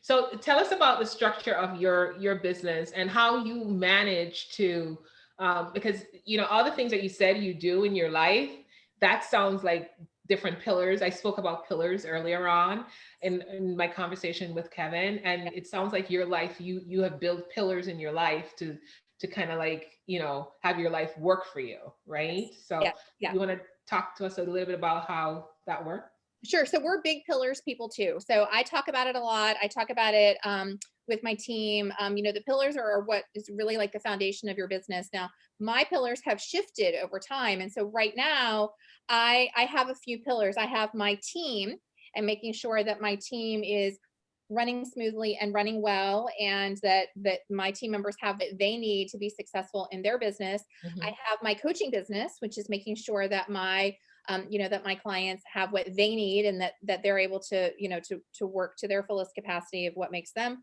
happy. And then I'm not in personal production anymore. So that shift happened about a year and a half ago, really kind of out of necessity, just because of some things that were happening with me, but then also as my team grew. But I still market. And so my name is still out there. My team members work with my clients. And so it's important that I keep that going. And so those are kind of my main pillars and where I spend my time. Got it. Got it. So walk us through a day in your life, like how you manage all that. Yeah. I'm a big systems person. So Mhm. it sounds, maybe a little nerdy, but I am all about like the systems and efficiency and productivity. And so I'm all about having routines and rhythms that make sense for me. So, as a real estate agent, for me, time blocking never made sense. I Mhm. can't run my day in time blocks, because a lot of what we do is done on the fly. A buyer calls and a house has just come on the market and you got to go, or you get the call and there's an appraisal problem, and so your best laid plans kind of get blown up. So I'm a rhythm person. So for me, my morning routine is critical. I started really kind of honing in on my morning routine maybe 8 years ago, 9 years ago. I get up about 2 hours before my kids get up, or before I need to get them moving. I wish I had learned that a longer time ago, but I get up well before them, and I am really addicted to that. I call it my quiet time, and Mhm. it's kind of evolved over the years what I do during that time, but what it boils down to is what I do is things that fill me up. I heard Kevin Mhm. mention that too. It's all about what's going to fill me up, what's going to get me excited for my day, what's going to help me kind of move my day in the direction I want it to. So it usually, right now, it involves some kind of journaling. I write down things I'm grateful for. I write down my affirmations. I am doing a devotional. And so I do some reading there. I enjoy doing a little social media scroll. Like, that's my time to do it. I may not do it the rest of the day, but I do it then. I sometimes write. So it's just kind of whatever, is gonna kind of do it for me. I like to do some yoga in the morning, just Mhm. very kind of grounding and centering. Yes. Um, and with COVID now, things are different with kids. I've got some kids going to school at home. I've got some kids. I used to have the hour-long driving the kids all over the place. We don't do Mhm. that anymore. But there's still, kind of some home responsibilities before I sit down and get to my desk and get started for the day. Okay, that's amazing. So we start our day very similar. Love that. So yeah, so keep going. Like tell us like so when you start your day, since you're running your coaching business and Yeah. your real estate team Yeah. and you're not selling, so Mhm. what does that look like? I just want to give them an overview. Yeah, yeah, yeah. So my intention is kind of like having them see like what's possible, you know, once you, because we talked about pillars, we talked about a couple of things with Kevin that are really sustainable. So now how, once we get there, like Kevin brought it to, you know, like now he's out of the business, like you are out of the business. So I would love you to take it to the next level of, Yeah. once that's done, Yeah. what's next? Well, what's next is what for me anyway, what never goes away is prospecting. Because Mm, what I learned when I really stopped my business when I became a managing broker because I was not allowed to sell. And the number of referrals, I do business by referral, and the number of referrals and calls coming into me went from up here to down here, like to literally zero in just 2.5 years. And so even though I am not in the field selling, prospecting is still very important because I want to maintain my geographic farm. What's possible for you in the real estate business is you don't have to do it all yourself. And that role of generating the business is a very important role. And so my day always starts when I sit down at my desk. The first thing I do is what I call my daily business builders. And mm, that is my, kind of kinder, gentler version of prospecting. And mm-hmm. it's a series of things that I do that I can knock out usually in less than an hour, but it helps me to be intentional. And so it's phone calls. I hate phone calls. I'm just going to say that right off the bat. But my phone calls that I do right now, because I'm in a different role. So my phone calls now are to my team. So, I'm calling some of my team members, checking in. I write notes. I write a lot of notes. I think I wrote something like 900 notes last year. So I write some notes. I give So referrals. hold on, wait. Let Okay. me track it so that everybody can hear you. So you're writing notes to your sphere of influence, all the people that you past clients. Anybody and everybody. Got it. My database, my past clients. I mean, there's more reasons than we know. When you start thinking intentionally about doing it, you come across all sorts of different opportunities to write notes. I think today I wrote about 12 notes. And my notes today, some were thank yous for different things that people have done. A nice to meet you. Thank you to an agent in another area that helped a client that I referred out. So those kinds of things. Yeah, Generally. that's beautiful. That's a huge nugget, guys. Especially handwritten notes. Yes. There's some that are out there now. Like I just got one 2 days ago from a friend of mine. We just graduated a PhD level of leadership, and she sent me a note card with our contract on it, and that was really nice. Those are little nuggets that I told you guys that you're going to be hearing today. Those are like gold. Because guess what? You know why? Because nobody else is doing it. Yeah.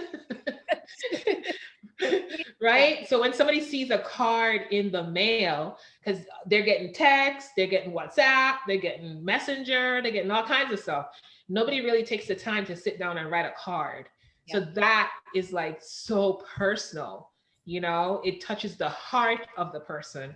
And that's how you get repeat and referral business. And I it think doesn't that's have to what be Karen is alluding to. complicated.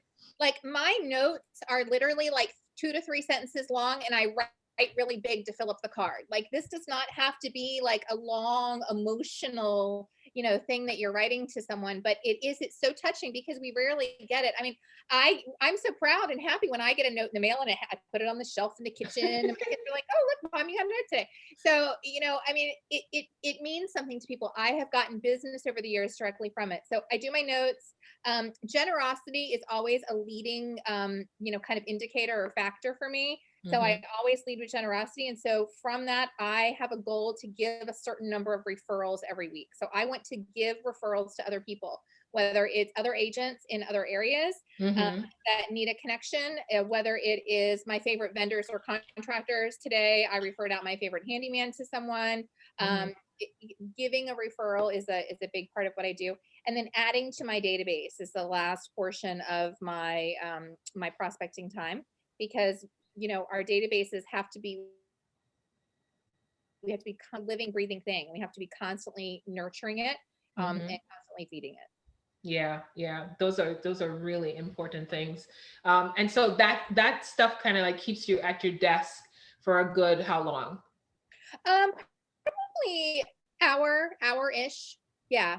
Hmm. And then once that's done, typically I have some kind of a team meeting or a team training. So I usually have something that I'm doing with my team. And so that's usually about another hour each day.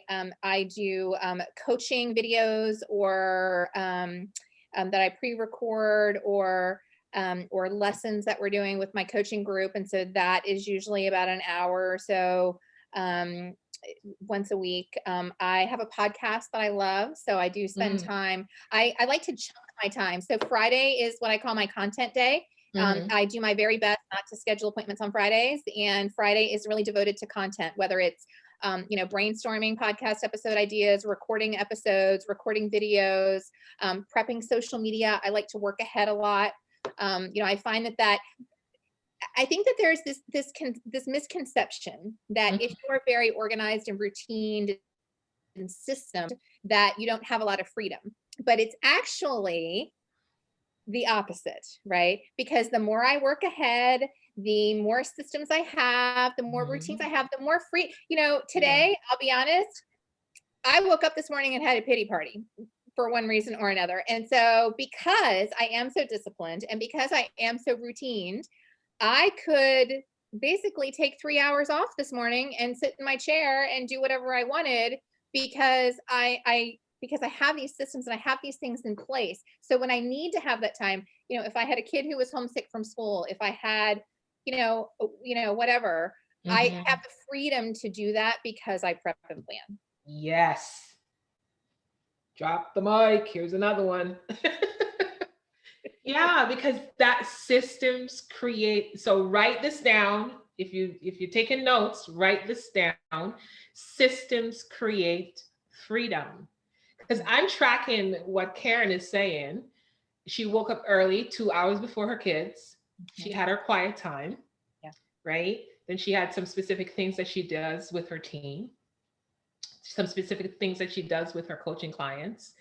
Sounds to me like she was going to be done with the day by 3 o'clock. Mhm. And then she had like a whole, stretch of time that she can do whatever she wants. Yeah. Or she could have moved around all that daily structure that Yeah. she has. She could move it accordingly, Yeah. Yeah.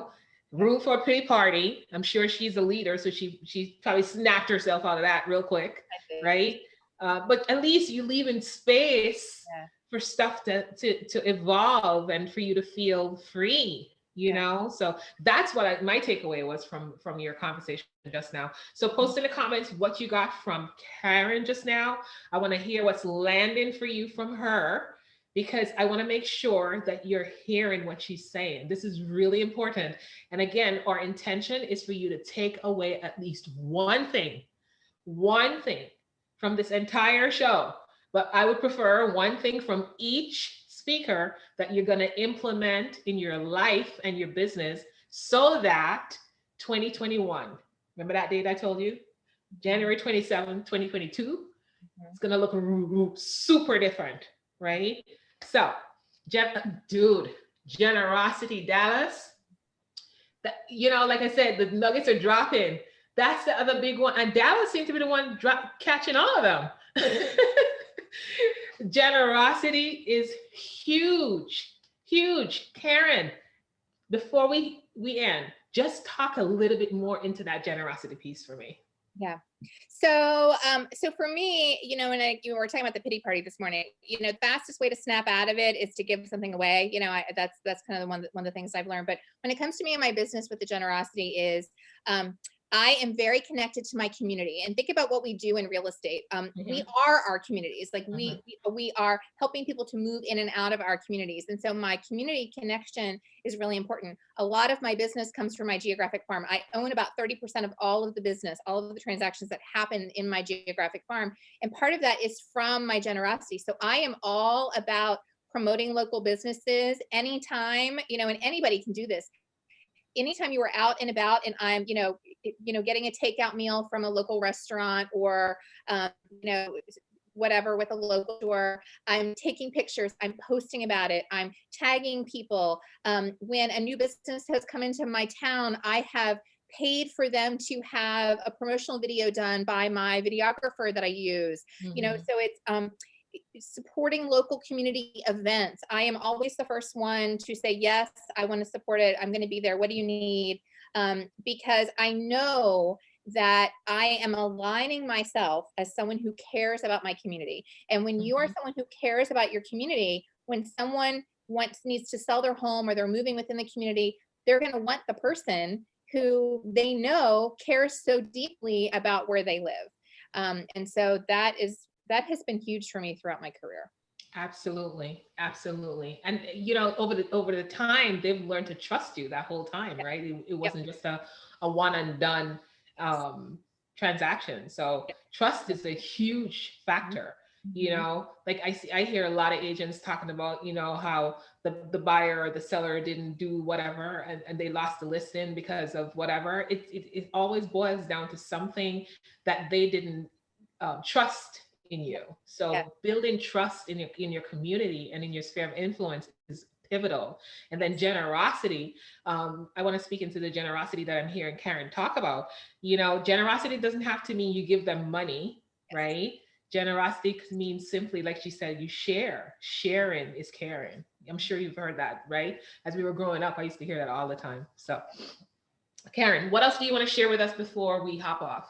Well, I think you were talking a little bit about freedom, or actually I think a lot, and Kevin was talking about that too. And so I think the thing to see for yourself, if you are especially if you feel like you're struggling in the hustle of the real estate industry and of your career, it doesn't have to be that way. And so one of the things that I like to share with my team members is find something that, if there's elements of what you do that you don't love, that don't light you up, then leverage help, right? You can have people, you can refer that type of business away. Focus on the things that you enjoy. As I moved throughout my career, I focused on doing business in a very small geographic area. I focused on working with sellers. So I was able to kind of push off the things that I didn't love so much and focus on what I enjoyed. And that made my work all that much more enjoyable. Okay. That's amazing. And as you were saying that's a whole nother pillar of you could create for your business, right? Because I can tell you that when I get a referral check, it's a beautiful thing. Beautiful thing. Best thing because it's still a win-win, right? Yeah. Because the client got served, right? And you got a check, right? That you can now start giving. Like, it's like, ooh, like. And the client will always remember you as, oh, you know what? Lorna is the go-to, right? When I need help with X, Y, Z, wherever, she's the one I want to call. And that's what you want. And that really is a great thing. So Karen, we have a question in here. Is that networking with your community something you've always done? How do you create the bridge relationship with the business owner and earn that trust? Yeah. So it is something that I started maybe a handful of years into my business. For me, I am in a very small, very rural town. So there's only 2,500 mailing addresses in my town, just to kind of give you some perspective. So everybody kind of knows everybody. And when a new business comes in, I would make sure that I would frequent the new business. So when a new business comes in, I make sure that I kind of frequent it. And I tend to chit chat with everybody. And so, back to the handwritten notes, one of the most recent businesses that opened was a little boutique, kind of pre-COVID. And I went in, and as I'm chatting with the shop owner while I'm there, I realized that she was the owner. And so, of course, I sent her a handwritten note. And I went back for another visit a couple weeks later, and she's got my note hanging on her bulletin board. Oh, that's so nice. So that's how I do that. Getting involved with my children's school. When I would go to pick up my kids for dentist appointments, I would take pop-by gifts, a little something, things that I would normally give my clients. I would give to the receptionists, to the secretaries in the school, because they're kind of the gatekeepers of the community. And of course, then naturally, of course, over time, I did business with all of them, but it just this is not a one and done. Yeah, it's a build. Yeah, you plant seeds for the long term, and you start to get that momentum. So you just do it, and you do it over and over and over again. Yeah, absolutely, absolutely. Well, Karen, I am so honored, grateful for you today. And so we've come to an end of your session, but before we leave, tell people how they can reach you and tell them about your gift. And again, we're going to post in here the speaker's guest page, so you can hit it there as well. But just share with them what you have to offer as a free gift. Sure. So I have, because I'm all about the note writing, so I have what I call my free note writing database, because one of the struggles is, who do I write to and what do I say? So I have multi-pages of ideas of people to write notes to and exactly what to say to them. So that is my free gift that I have for everyone today. I love to connect on Instagram. It's my favorite platform right now. So if you are on Instagram, I am Karen.w.Cooper on Instagram. And of course, we can connect through my podcast, which is Empowering Women in Real Estate, the podcast, or our group on Facebook. Awesome. Awesome.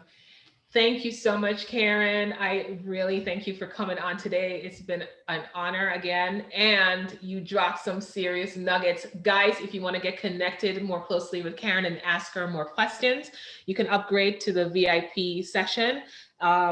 Brittany, if you could post that link in the chat so we can see how many people are going to be in VIP, and you can ask Karen your personal questions. I'm sure she'll be able to answer you quickly and give you more nuggets to get your 2021 going. Thank you, my sister. We'll be in touch. I appreciate you. Thank you. All right. Let me hear what you guys are hearing so far. How is it going? How is it going out there? I want to hear your voice. We have up next, we're running right into it because we're running a little bit behind. I hope the speakers are going to give me some grace. We're like 15 minutes behind. So Lori Sousa is my next speaker, my friend Lori. Hi, beautiful. All right. Hey, how's it going? Rock it, girl. So Lori. Good. Thanks for having me, Lorna. Oh, I'm so grateful that you came on. Oh my gosh, I'm super excited because you're a whole nother level too. Hi, everybody. So Lori is a friend of mine. We just finished our leadership training together. So this is like a growing connection, you know? And I'm so excited to be here. Thank you. Boy, tell them about yourself. Karen and Kevin, you had some wonderful things to say, and I want to say ditto on those. And guys, I think the reason why you're here online and why we're all here online, well, you know, we're in a new economy, right? And so I believe, this is what I like to say, I believe that change is inevitable. And when we embrace change, then we open up to the possibilities of a better, brighter future. And Absolutely. So how many of you are experiencing change in your business right now because of our economy, right? Post it in the comments. Hold on, Lori. I know you're super excited, but I want them to tell you so that you can land stuff for them, and tell them a little bit more about yourself, Lori, so that they understand who's going to be speaking to them right now. All right. So a little bit about me. Well, my business usually turns on when there's times of change and when we see changes in the economy. So that's the time when I go, okay, I'm up. Right, and it's time to make a change. There's things that are going on that our business are not going to be the same as it was. So we have to get ready, set, go into this new direction. Right, everything's digitized. So me, I'm a real estate broker. I've been a business real estate broker. I have a lot of tools in my toolbox, and that's to prepare for all these changes. I guess I started out of the gate as a survivalist, right? I didn't want to get into real estate as a real estate agent. I went in kicking and screaming. It was the .com recession. And about the same time frame that everybody here is talking, all your panelists started about 19 years ago, I was working in technology and engineering. And the dot-com industry just kind of closed the doors on the business I was working in, laid off 2,500 people. Whoa. I had 2 young children at home, and I said, wow, what am I going to do? I need to pay my bills. I have children to feed, and I have a house payment, and how's this going to happen, right? I knew I wanted to start my own business, and I put together a business model of helping people budget. And it was my mind that said I couldn't do it. Because at that time I said, I need money faster than I have time to grow a business. So one of my hobbies was real estate. I bought my first property when I was 21. I bought my first property. It was an income property. And I treated it as a hobby. And so a friend of mine, I was helping her to buy a house, and I was with her the whole time. Her real estate agent wasn't there. And she looked at me at the closing and she says, where's my real estate agent? And I said, I don't know, he should be here. And she said to me, why don't you go get your license? And I said, I don't want to go get my license. I want to be an investor. Here I am laid off, right? So anyway, long story short, I did go to real estate school. I did get my license in 2002 and just focused 100% on it. And I became a broker in 2006, expanded my business into business brokerage by 2010, and just have made changes along the way as we've had changes in the economy. And awesome. What I wanted, yeah. So tell us, because I know you're super pumped. I have high energy. I know you're super pumped to share with us your nuggets today. So tell us what do you want to share with us today in terms of how you went from young buying real estate at a young age, get into real estate kicking and screaming to today when you are a broker, you're a coach, and you're doing a whole bunch of other different things that you're going to share with us as you get along in your talk. Yeah. So what I wanted to share, a lot of people are looking to either start a business online or to change their business model so they can do business online. Right now, I know in the Phoenix area, and in most major markets in the United States, we have low real estate supply. So we're in a changing economy. Prices are higher than they've been, and we don't have as much property to sell. So in Phoenix, we have 45,000 realtors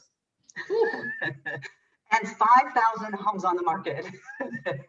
Wow. So there's some changes, and so everybody will want to consider making those changes and digitizing their business. How are we going to do this? Right. Well, I'm a firm believer in visioning your lifestyle. And that's how you're going to create your next phase in your business or your next step in your business. When I was 26 years old, I was working in technology, and I remember working full-time in the day and going to school at night, and I had 2 children at home. So I look back and I don't know how I did it, but my visioning was going on while I was at work. And I would vision that I wanted to be self-employed so that I could stay home with my children. And I would vision this, and I did not know how it was going to happen, but it's one of the major steps that needs to happen if you're going to decide to become an entrepreneur. Is what is it that you want to create, and how would you create your life to be? So I focused on that, and I'd like to share the 6 steps I have with everybody. Awesome. On how you actually create the change that in your business. And these steps work time and time again, no matter what you're going through, whether you're starting your own business, changing your business model, changing your mindset, which who was it that said mindset is overrated? I have to disagree with that, because if you're an entrepreneur, mindset is everything. No, It Kevin was is saying that somebody else everything. said that. He wasn't saying Yeah. that. He wasn't saying that. He said that somebody said that. So Right. yeah. I agree with them 100%. Mhm. So anyway, ready, the first step, when you decide to make a change in your business, you have to, or to create your own business, Mhm. is to make that decision and stand behind that decision. We can often get stuck in there like, oh, maybe I should, maybe I shouldn't, and then you get stuck in this place of not ever doing it, right? So wait a minute. I know you're gonna give the nuggets, but if you're gonna say Yeah, that, this is the first step. yeah. But so what if I get stuck? Just real quick, So like what if you one get little thing to stuck? shift them. Okay, well, that would take us to the second step. Ooh, okay. So, so the second step is see your vision. What is the vision that you have? And does the decision move you into the vision of what you want for your life?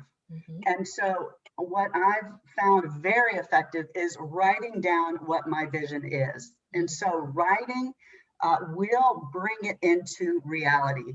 It absolutely is a very powerful tool, and it does create your outcome. I'll give you an example. When the first time I saw it actually work and create results, I wrote down my dream job. I wrote it down and I said, this is what my dream job would be, and this is how much money I want to make. I wrote down I wanted to make 75,000. I was 29 years old.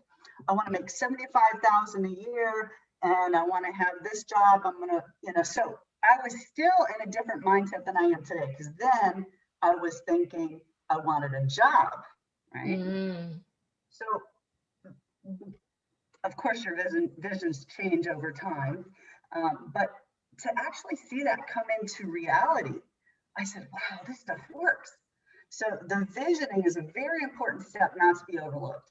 And that will help you to make your decision, because it helps move you into where you're going. Right, because the vision really what the vision does. So I want to make sure. So post in the comments to make. I want to make sure what Lori just said. Kind of you understood what she just said. So I'm going to reframe it real quick. And what I'm hearing you say, Lori, is that the vision kind of gives you the action steps, right? That brings that thing into space, into what you can see, what you can touch, right? So I want to make we're sure. not into action yet. We're only Okay. visioning. So Okay. that could even Yeah, but the vision pulls you. The vision will pull you. Yeah. Yeah. So write it down, start seeing it. And then next step, number 3, is you have to believe in it. Oh, yeah. Because it's not enough to just vision it or just, make the decision. You need to believe in yourself 100% that this is a possibility for your life. Absolutely. And so especially when you go into self-employment, when you become an entrepreneur, when you are relying on you 100% to make your income, boss. Yeah, you're the boss. Yeah. So are you going to tell yourself good tapes, or are you going to tell yourself negative tapes on how you're going to, how much money you're going to make that day, or what you're going to do that day? If you say to yourself, oh, I'll never sell a house, guess what? I don't think I'll ever sell that listing today. Guess what? You're not going to sell that listing today, but you believe that you can do it, you will. I had one agent I was a coach for when he first started. And he says, okay, I need to get more business. I need to get more business. How do I get more clients? And I said, well, what is it you like to do? Because, by the way, selling real estate is a lifestyle. It's not just a job. Right. So what is it you like to do? He said, oh, I like to compete in Ironman contests.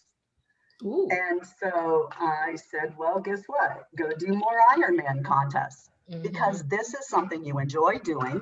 You're going to be around the people you're going to be around anyway. And now that group of people know you are the one selling real estate in that group. So do more of what you love to do. Don't go out and do something that you don't like to do to get the business. It's your life. Okay. You're another one. I mean, I'm going to stop you.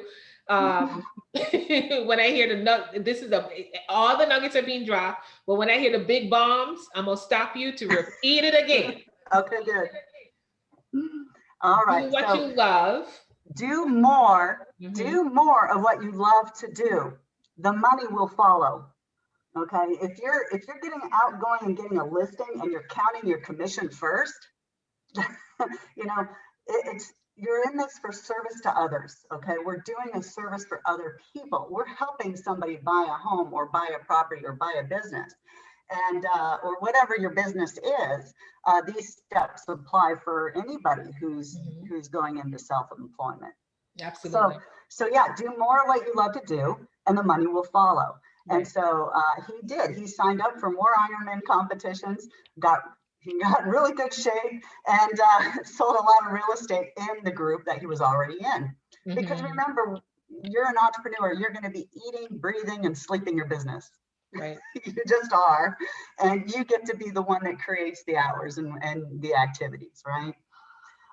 Okay, so step number four, and I'll put all these in the chat too, is focus 100% on your vision. So when we go back, remember your vision on why you're doing this. Is your vision to pay for your kids' college? Is your vision to pay your bills? Is your vision to make 100,000 a year, or 200,000, or 500,000? So focus on that vision. And I'll go back to that. I love helping people with what I call a money map, because the money map is where you actually get to create your dream budget. And your dream budget, because in this world of capitalism, we're really driven by, how much are we going to make to sustain our lifestyle or to create a better lifestyle, right? And so creating a dream budget is really a fun part of the visioning. Okay, so that's focus on your vision. And then number 5 is surround yourself with positive and supportive people. And Lorna, we've done that in our leadership group. It's amazing what a difference that makes when you have people that are actually around you and supporting your vision and your steps that you're taking in your life. Absolutely. And that believe in you. Yeah, absolutely. Yes, Joella, it takes a village. You need community. Community is key. Yeah. Another key. Yeah, it sure is. And then the last step I have to share with you on this is take action. And so we can actually think about this till we're blue in the face. Okay, well, I'm gonna do this tomorrow, or I'm gonna change this tomorrow. I'm gonna start my podcast tomorrow, or I'm gonna do this online, and maybe I'll go out and do property management tomorrow. There's a lot of things we can do to change our business models to meet this new digital economy. And look at Lorna, you've got a webinar going on. This is wonderful. And so moving into coaching or property management. And there's another business idea. I love business ideas, you guys. This is one of the things I love to talk to people She's a about. serial entrepreneur. I am. I'm 100% entrepreneur, and I love helping people start their own business. So, creating the software that does the virtual mapping of properties. We need that now. How many people are doing online showings, right? It's a whole new industry that's being created. So take action is step number 6, is take action. All right, good. Thank you for putting that in there, Brittany. I appreciate it. Thanks, Brittany. Brittany rocks. Brittany is like, ooh, girl. Yeah. So those are the steps. And I want to add one more. One more, because those steps are really profound. And the last piece, about the business piece, take action. And I guess this piece that I'm thinking of is creating a new business, but that's not what I want to say. I'm thinking about getting creative about the business, you know what I mean? Yes, I know what you mean. I don't know, but I want to make sure. I know you're gonna know what I mean. I want to make sure everybody understands what I'm saying. So, Lori just said, there's a need in the market coming up, right? Because we switched how we show properties in the real estate industry across the world, right? So I guess what I'm trying to say is, don't be afraid to look for the gap in the need. Does that make sense? Like, I know you say you want to do real estate. I know you say you want to help people, put people in homes, and everybody, that's a birthright. They get to have a place to live. And in the midst of that, you can also think about within the real estate industry, right? Since you want to be in real estate, within the real estate industry, where is the gap in a need, right? And if that's something that you think you would love, of course, do all the assessments to make sure that it is something. Don't just do it for the money still, right? I'm not going down that path. I'm talking about still serve that gap if it's something that you love, so that you're not selling houses because you got to make money, right? But you're serving a need, right? Yeah. So that's the piece Yeah. I wanted to add into that. Oh, Awesome, absolutely. awesome. So I'm gonna, do I have time to share a quick story? You have 2 minutes and you get to land Bitcoin, share your story, and share your free offer. Oh yeah. Land it, girl. Okay. So guys, this economy is changing. And so it's, I'm telling you, get the tools in your toolbox. Yeah. In 2009, we were in such a downturn economy, and I had kids to feed, again, still teenagers at that. And I had taken on my niece as well. So I had 3 teenagers at home. My income had dropped 2/3. I had a brokerage, and most of the agents dropped out of the business. And we had a flood of foreclosed properties and people who were upside down in their homes. So there were 2 things that I did to address the new economy then. And that was, I had previously focused on multifamily and investors, and that market just shut down in 2007. Well, 2009, I had moved into residential and taking on short sale and foreclosure clients, and focused on that, did everything I could in that market. And boom, it was just rolling for the next 3 years in foreclosures and short sales. And I also went back to school and got a teaching degree. So I started teaching real estate and coaching real estate then. So what I'm sharing that with you, why I'm sharing that with you, is that your business 5 years ago might not look the same as it is today, and we can't really treat it the same in this new economy either. So be ready to get some more tools, get some more education. And in today's economy, I like to call it the digital economy. One of the things I've done to address the changes is I've added an additional coaching service. So not only coaching in real estate and business startup, but also studying the cryptocurrency and the future of, I like to call it the future of money. I started a YouTube channel providing financial education about technology and how we're digitizing transactions, digitizing money, and how this is going to affect business altogether coming up in the future. So if you would, I'd love for you to go and get some of the free videos off of there, and talk about refinancing, credit score, cryptocurrency, and the Banking for All Act. And it's called the Innovative Economy. Awesome. So, yeah, that's some deep stuff. So if you're into the new money economy is cryptocurrency, Bitcoin. You might hear Bitcoin, same thing. Crypto, Bitcoin, same thing. So Lori is, I think she's a master at it. So she knows what's happening, and she is in that space with all the people who are really at the forefront of what's coming. Right. So you need somebody like that in your life right now, because things are going to shift. The paper versus, storing the money. I call it in outer space. Your cash buyers in the next 2 years are going to be cryptocurrency holders. Cryptocurrency, absolutely. And you get to know how to serve them, right? Yeah, so, right. And how to do a transaction. Yeah. Right. So Yeah, Awesome. absolutely. So, so you can reach Lori at the at Innovative Economy. This is what, did I say it right? Innovative Yeah, so I have a Economy. YouTube channel called Innovative Economy, and then I am offering, and I'm so excited to offer this, a money map dream budget coaching session. So if anybody's interested, I'd love to sit down and over a Zoom call, we'll go through a visioning process and create your money map for your vision for your business. And that's available to you no matter where you are in the money sphere, right? Whether you're just starting out or you're a millionaire. Lori can share absolutely. something with you that you But- probably have never thought of. That's going to Absolutely. shift everything for you. Exactly. How much you want to Consider make? that, How you much do know? you want to make? Where do you want to live? I mean, we can just vision. Yeah.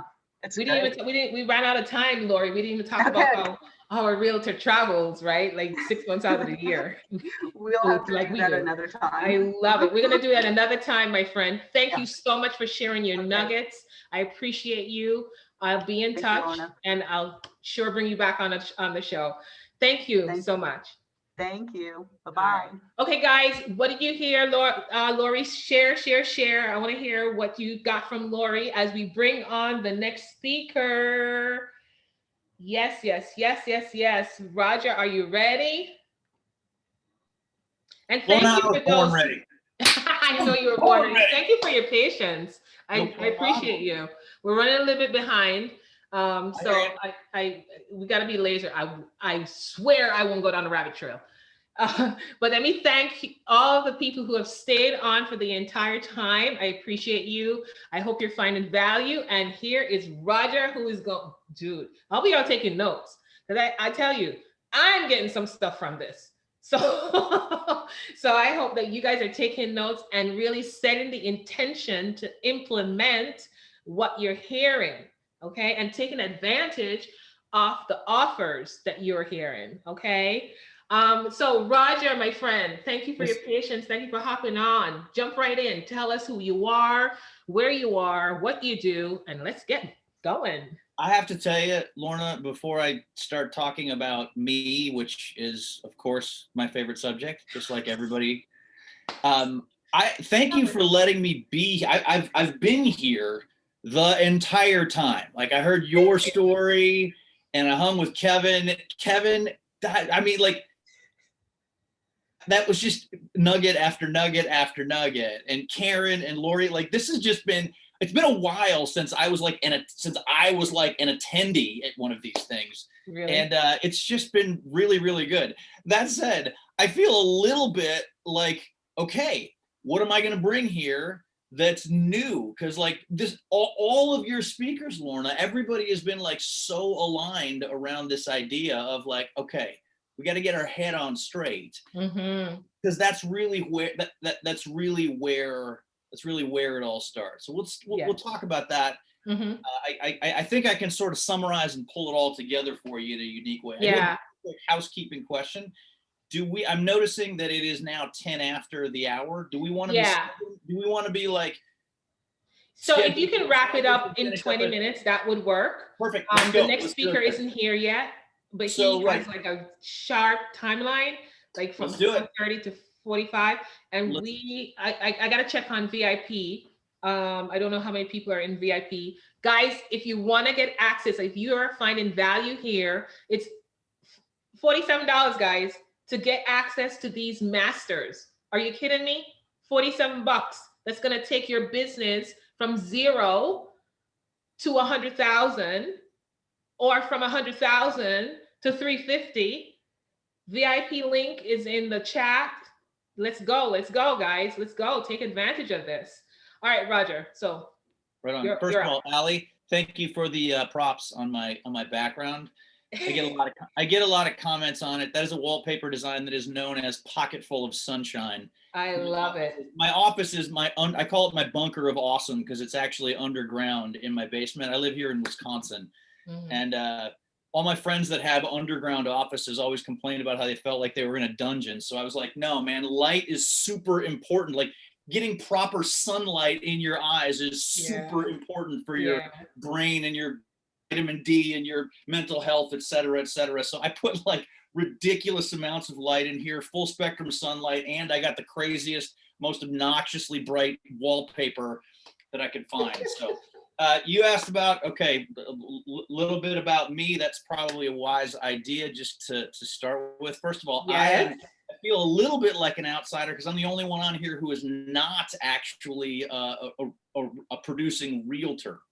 I am You're the in good founder and company, CEO don't worry. of an international training and coaching company that's called Freedom Personal Developments, which is why we started out talking about freedom. You were like, what is freedom? I'm like, well, freedom's a little important. I named my freaking company after that. I'm also the author of this book called Train Your Brain for Success, which Yes. your own free copy of that is our free gift today.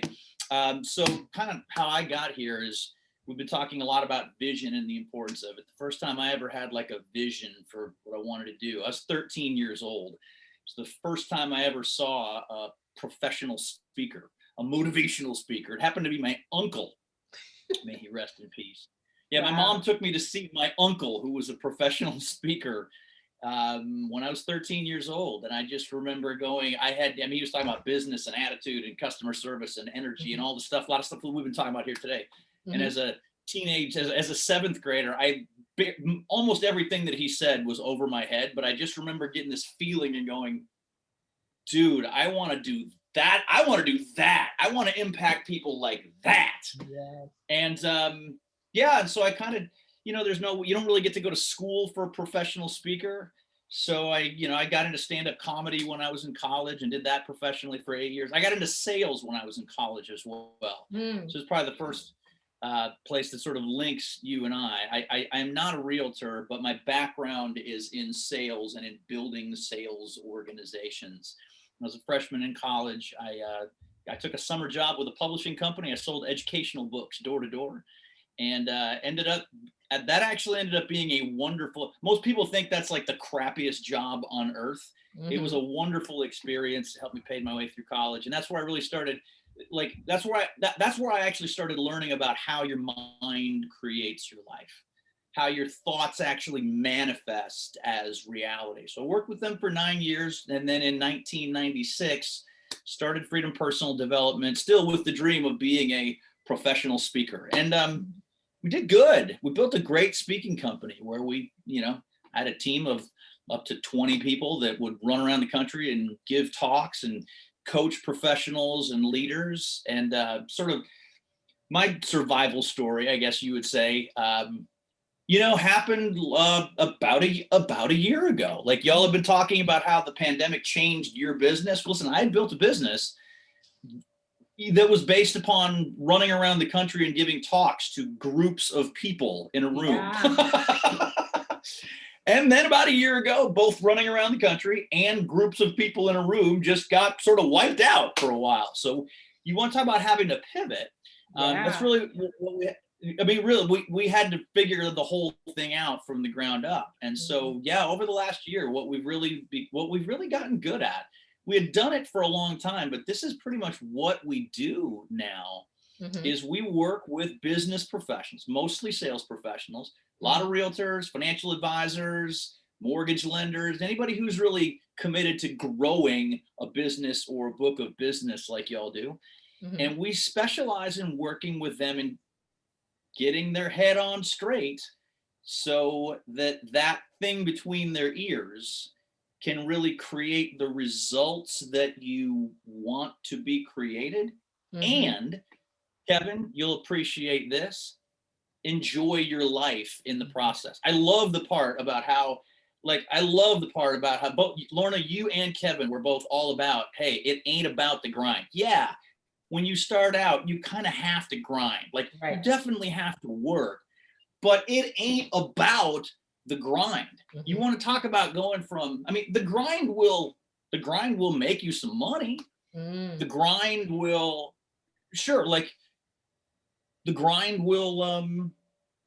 it'll get you to a certain place, right? But the math on it breaks pretty quickly, right? Like when you're starting out, sure, all things being equal, if you're like, I want to double my income. Well, one way to do that is to leave everything equal, and then just double the number of hours that you work.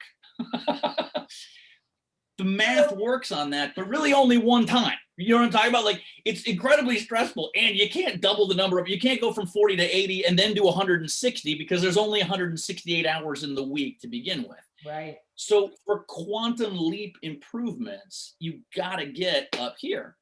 And that's why I'm just like, yeah. So you said you got to get your head on straight. Yep. So if I were somebody who's just hearing this for the first time, like, where do I start? So let's start with this is a great question. Let's start with an understanding. If you're taking notes, I would tell you that this is something that you could write down that sums up basically everything that we've talked about today.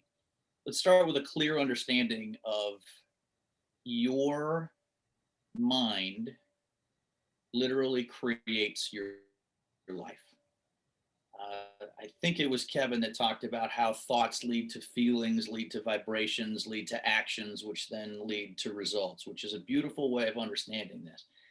Your mind literally creates your results. Another way of looking at this is that we talk a lot with our clients about how your focus determines your reality. Mm-hmm. Like literally what you focus your attention on in any given moment is going to be the primary determinant of the reality that you experience, both internally, first internally, and then externally. We actually do have time to do just a little exercise with the folks that are remaining, rather than get into like a detailed scientific lecture on quantum physics and neuroscience. Probably the easiest way to understand how your focus can determine your reality just like that is just to do this little exercise. So I can't see anybody except for you, Lorna, so I'll just trust that folks are doing this. Right. You're still hanging out with us, just get sitting up straight or standing up straight. Just get, proper posture. Take a nice little deep breath in, breathe it out. And then if I asked you to focus, if I asked you if you have at least one problem, I'm imagining that people could identify. Lorna, if I asked you, can you identify that you have at least one problem somewhere? Oh, absolutely. Absolutely. Listen. Yeah, just so y'all understand, I'm happy, but I have a problem. Yeah. So real. Here's the deal. I am like the biggest, look at my wallpaper. I'm like the biggest positive attitude junkie nut that you've ever met before. And as a business person, it's also helpful to understand that, listen, I don't care how positive you are, everybody has at least one or two things in our universe that we wish were better, that we would like to see upgraded, right? So watch this. Whatever it is for you, viewers, that just popped into your mind as a problem or a stress point that you're dealing with, take just a second and focus on that thing. Hold it in your mind for just a moment. And then notice how it feels, like physically. Like notice what it does. You're probably noticing that like your chest may be tightened up. You may have noticed that you're gripping your hands more tightly, tension in your shoulders. Yeah. Your body got really tight, heavy. Say it again. Body got heavy. Yeah, I get a lot of people who are like, I actually notice that I feel it in my stomach, right? Like you get that sort of pit of fear in your stomach. Just notice that. Now watch this. We're going to flip that around. I'm going to ask you one more question and then we're going to move on here. Lorna, if I asked you to identify if you've got at least one thing that in your life right now that you're genuinely thankful for. Right this moment, yeah. Could you identify that there's at least one thing that you're super thankful for right now? Yeah. Of course. And you know what? All of our viewers could do the same thing. So again, whatever just popped into your mind is like literally anything that you're thankful for. Just focus on that for a moment. Hold it in your mind. And notice how that feels. Lorna, you're my only test subject that I can actually talk to here. Most people, if they're paying attention, will notice that the answers to those two questions will in fact feel physically different. Did you notice that as well? Yes. Yeah. What people will always describe is that people always just tell me that when they shift their focus, it just feels better. Yeah. Right? It feels happier, it feels lighter, it feels more peaceful, I feel more energized, I have greater peace of mind. And literally you get that in the blink of an eye. And the reason why is because of what we're talking about. Your focus determines your reality. Your situation does not, your reality does not determine your focus determines your reality. Absolutely. When you just acknowledge the fact that, oh gosh, I have problems, before your brain even identifies, well, what is the problem? Just the fact that you're focusing that way creates this whole series of mental and physiological processes where you will physically embody stress, frustration, anxiety, worry, resentment, all those kinds of things that bring you down. And then literally the instant that you went, wait, is there anything that I'm actually grateful for? You did what's known as practicing gratitude without even realizing it. And just the fact that you started focusing that way reversed all of that stuff. And you physically started experiencing excitement, enthusiasm, gratitude, happiness. Your muscles relaxed. Your brain started producing really good drugs just like that. Kind of an amazing thing that your brain does for you. And here's the deal. Like, if you want to play that out into the business of being a happy realtor,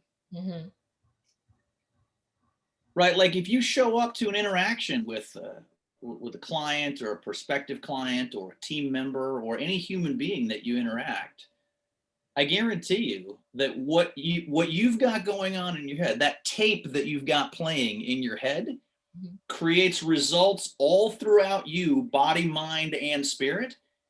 And the people that you're interacting with can totally tell the difference. And in a selling situation, that shows up not just in, hippy dippy woo woo conversations that we have with each other. It fully shows up in the bottom line. It has a lot to do with whether or not people say yes or no, whether they work with you or against you, all because of just what you're focusing on in that tape that you've got running in your mind. So I'm rambling a little bit here. No, am I doing great so far, Laura? Yes, because your rambling is perfect, because it's kind of like I'm sending you telepathy and you're talking. Absolutely. Yeah. So like, and as you're talking, to relate it to real estate and to relate it to how you vibe, the word vibe, how you vibe with a seller or a buyer. You can Absolutely. say vibe because it's man. Because it really is Listen, vibe, right? It's your selling is a vibration. lot about that. It's a lot about that vibe. And yeah, I'm glad that we're getting a lot of love in the chat here, which I really appreciate. Love it, love it, love it.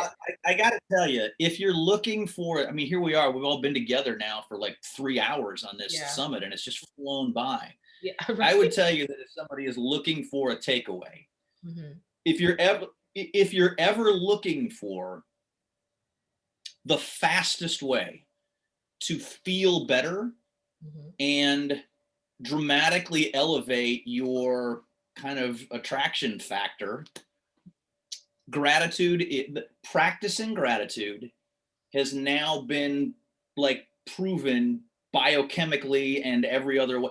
It's just been proven that practicing gratitude is the fastest way to elevate your mood, your spirit, and simultaneously become more attractive to the things like people and money and results that you want to attract into your life. It's the thing that all this stuff that we've been talking about, the fastest way to just put it all together is take a moment and ask and answer the question, is there anything that I'm thankful for?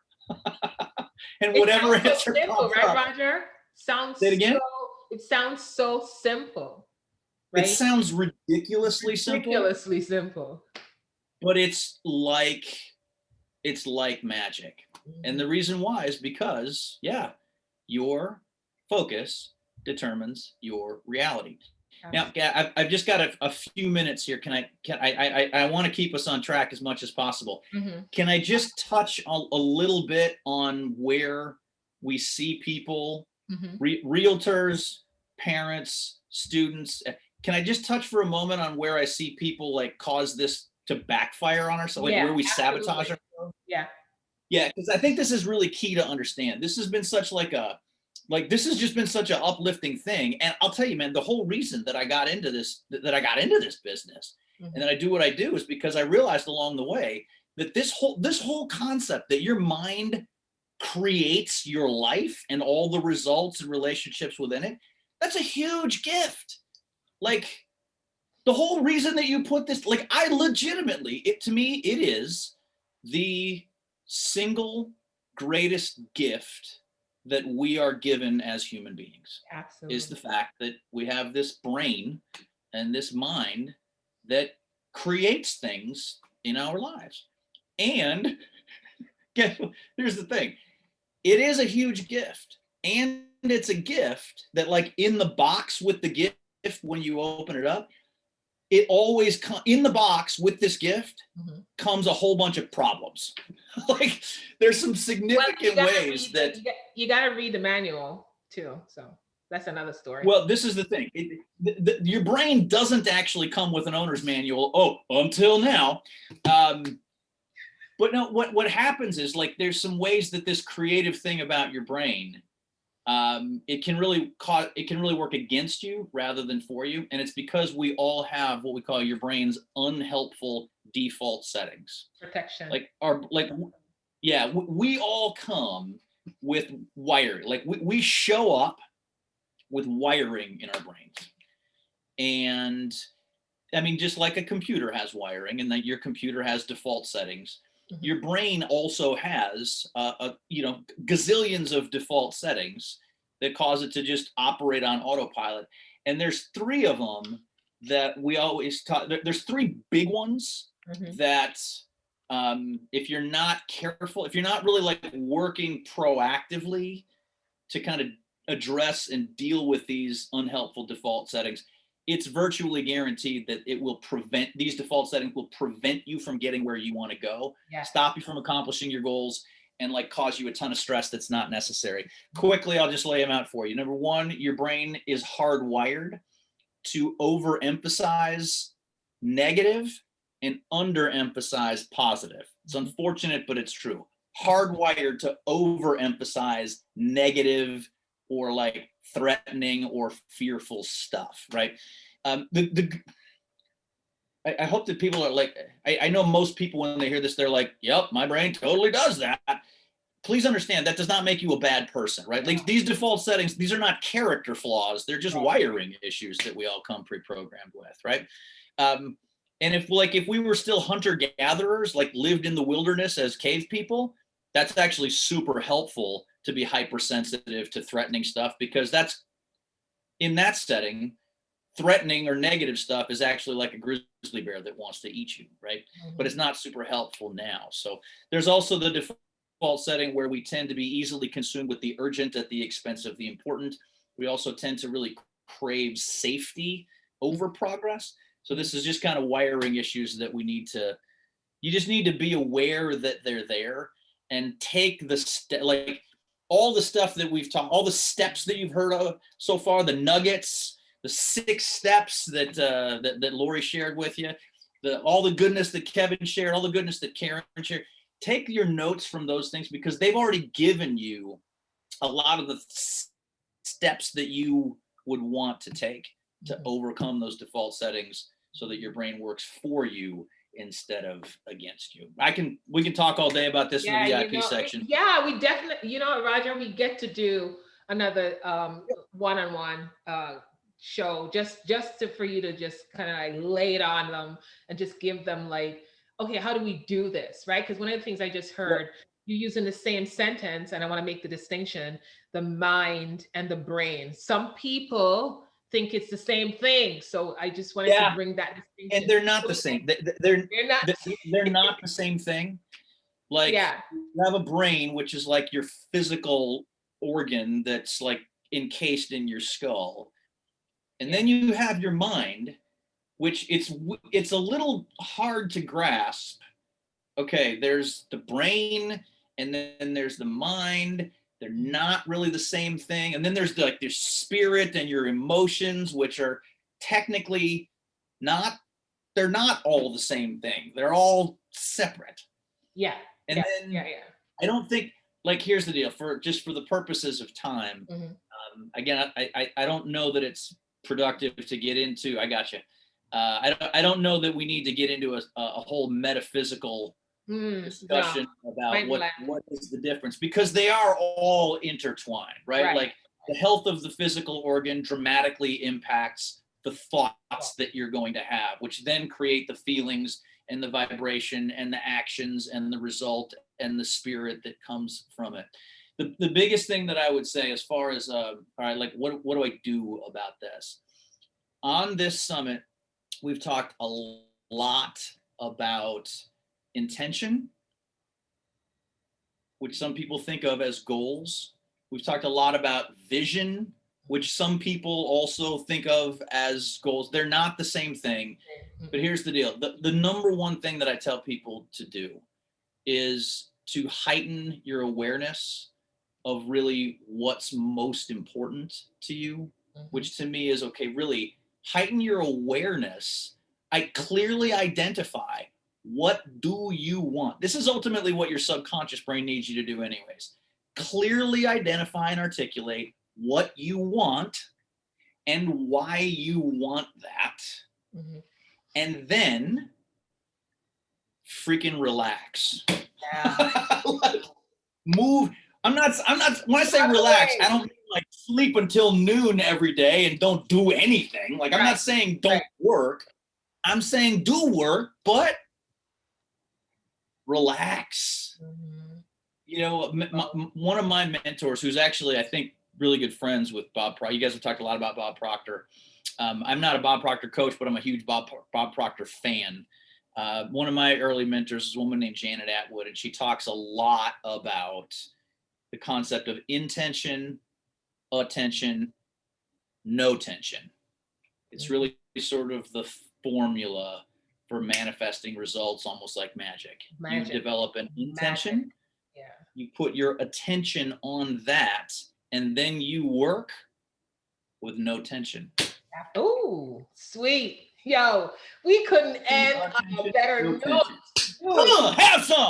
Boom. Yes. Listen, I hope y'all are taking notes. Hi, Abby. Roger, thank you so much, my friend. I am so appreciative of you. Thank you for dropping that. Last one was like, boom, like, yes. So we're going to post in the link in the comments how you can get in touch with Roger to get more of this juiciness, because our next speaker is here. And Roger, thank you again. We definitely will do this again. Okay? Love it. Bye. Right. Thanks for having me. Thank you. Hi, Abby. Thank you for popping on. I know you are on a time crunch. Thank you for your grace. I know we're starting like 5 minutes late. All good. Perfect, right? Tell them who you are, my friend. Man. Just say a little piece before you start. Go for it. Yeah. Remember we talked about generosity when we were talking to Karen? She brought up generosity big time, right? So this guy right here is generosity on steroids, I call it. Because he was so generous to pop in here for just a quick moment to share with you his bunch of nuggets. Abby, take it away. You got it. First of all, thanks guys for having me. Lorna, you are the bomb.com. I got to say, it's been awesome getting to know you over the last couple of weeks. And I love it when there is somebody else out there that matches the same energy level as from what I've heard today. And I freaking love it. So keep doing you, sister. Keep doing you. So there are a couple things I'm going to cover. Listen, I'm a huge believer in real estate agents have to buy and invest in the assets they sell every single day, or they help others buy every single day. And I'm the investor guy. I'm the guy that, let me also say a couple things first. Number one, I'm not this real estate guru that's going to sell you a $50,000 course and then give you a fur bus tour of Atlanta. Like, I'm not that kind of guy. I'm also not the kind of guy that's going to say, hey, let's go get inspired by HGTV and go buy a bunch of stuff. No, that's also not the. I'm the guy that is a very structured, very methodical investor that sees opportunity, but then also helps you tweak your brain a little bit so that you understand it's not as scary as it looks, and that if you put your mind to it, and Roger was just talking about that, right? He was talking about the mind and how building trust even within yourself is one of the absolutely foundational elements to success, not only as an agent, but also as an investor. I'm the guy that's going to tweak that a little bit from the investment perspective. I've done a lot of real estate investing, from flips to single family rentals to multifamily syndication to raising capital for all sorts of things. I used to have for 4.5 years, maybe 3.5, 4 years. I used to have 2 nationally syndicated radio shows in the Wall Street Radio Network, and interviewed so many smart people and so many just significantly smarter people than me. And I just love to pass that information along to people like you guys who can take it and just run with it. So Brittany or Lorna, if you can give me the ability to share screen, I have a couple of things for you. Hey, Britt, can you do that? And while that's happening, there are 2 big giveaways. I can only be on here just for like 15 minutes. And so I do want to make sure that I give so much more because I know it's not just, you guys have been here for a while now, and it's not just a couple hours times one person. It's so much time that you've invested here. And I honor each and every single one of you for investing that time. Time is the most precious commodity. And I think for those that say time is money, frankly, I think that's an insult to time. So let me. You should be able to share now. At the bottom. Perfect. Thank you for doing that. Can everybody see my screen? Yeah, I can. Thumbs up. You see the 4 pillars in the chat. Perfect. Thumbs up. If you have any questions while I go along, I will, because I want to give you just as much information as I can. All the questions in the Zoom chat, and I will answer them as we go along. Ladies and gentlemen, there are 4 pillars of investing success, and you as a real estate agent, realtor, you can dominate the game because frankly, A, you guys are awesome. B, you have more information than I do as a non-real estate agent. And number 3, you already understand numbers. You already understand the way that homeowners and home sellers and investors think. I'm going to prove it to you. There are 4 pillars of investing success: deal sourcing, due diligence, your team, and financing. And out of all of these, where do you think most agents, and I've spoken at NAR, Realogy, all these other places, and there's one area where I've seen real estate agents always raise their hand and say, hey, I just don't know enough. In the Zoom chat, where do you think that is? Is it deal sourcing? Is it due diligence? Is it your team? Or is it financing? I want to see some answers. Yes. Let's see. I'm clicking on the chats. All right. Financing is winning. Due diligence. Yeah. So that's it. So number 1 is due diligence, and the second runner-up was financing, because it's like it might be a mental block. It might just be a little challenging. So I'm going to give you the secrets of due diligence and financing. I'm going to skip ahead a couple of slides. This is a keynote that I do, but I wanted to pull out some of the best parts for you in the next 10 minutes. But before we get there, here's the pathway.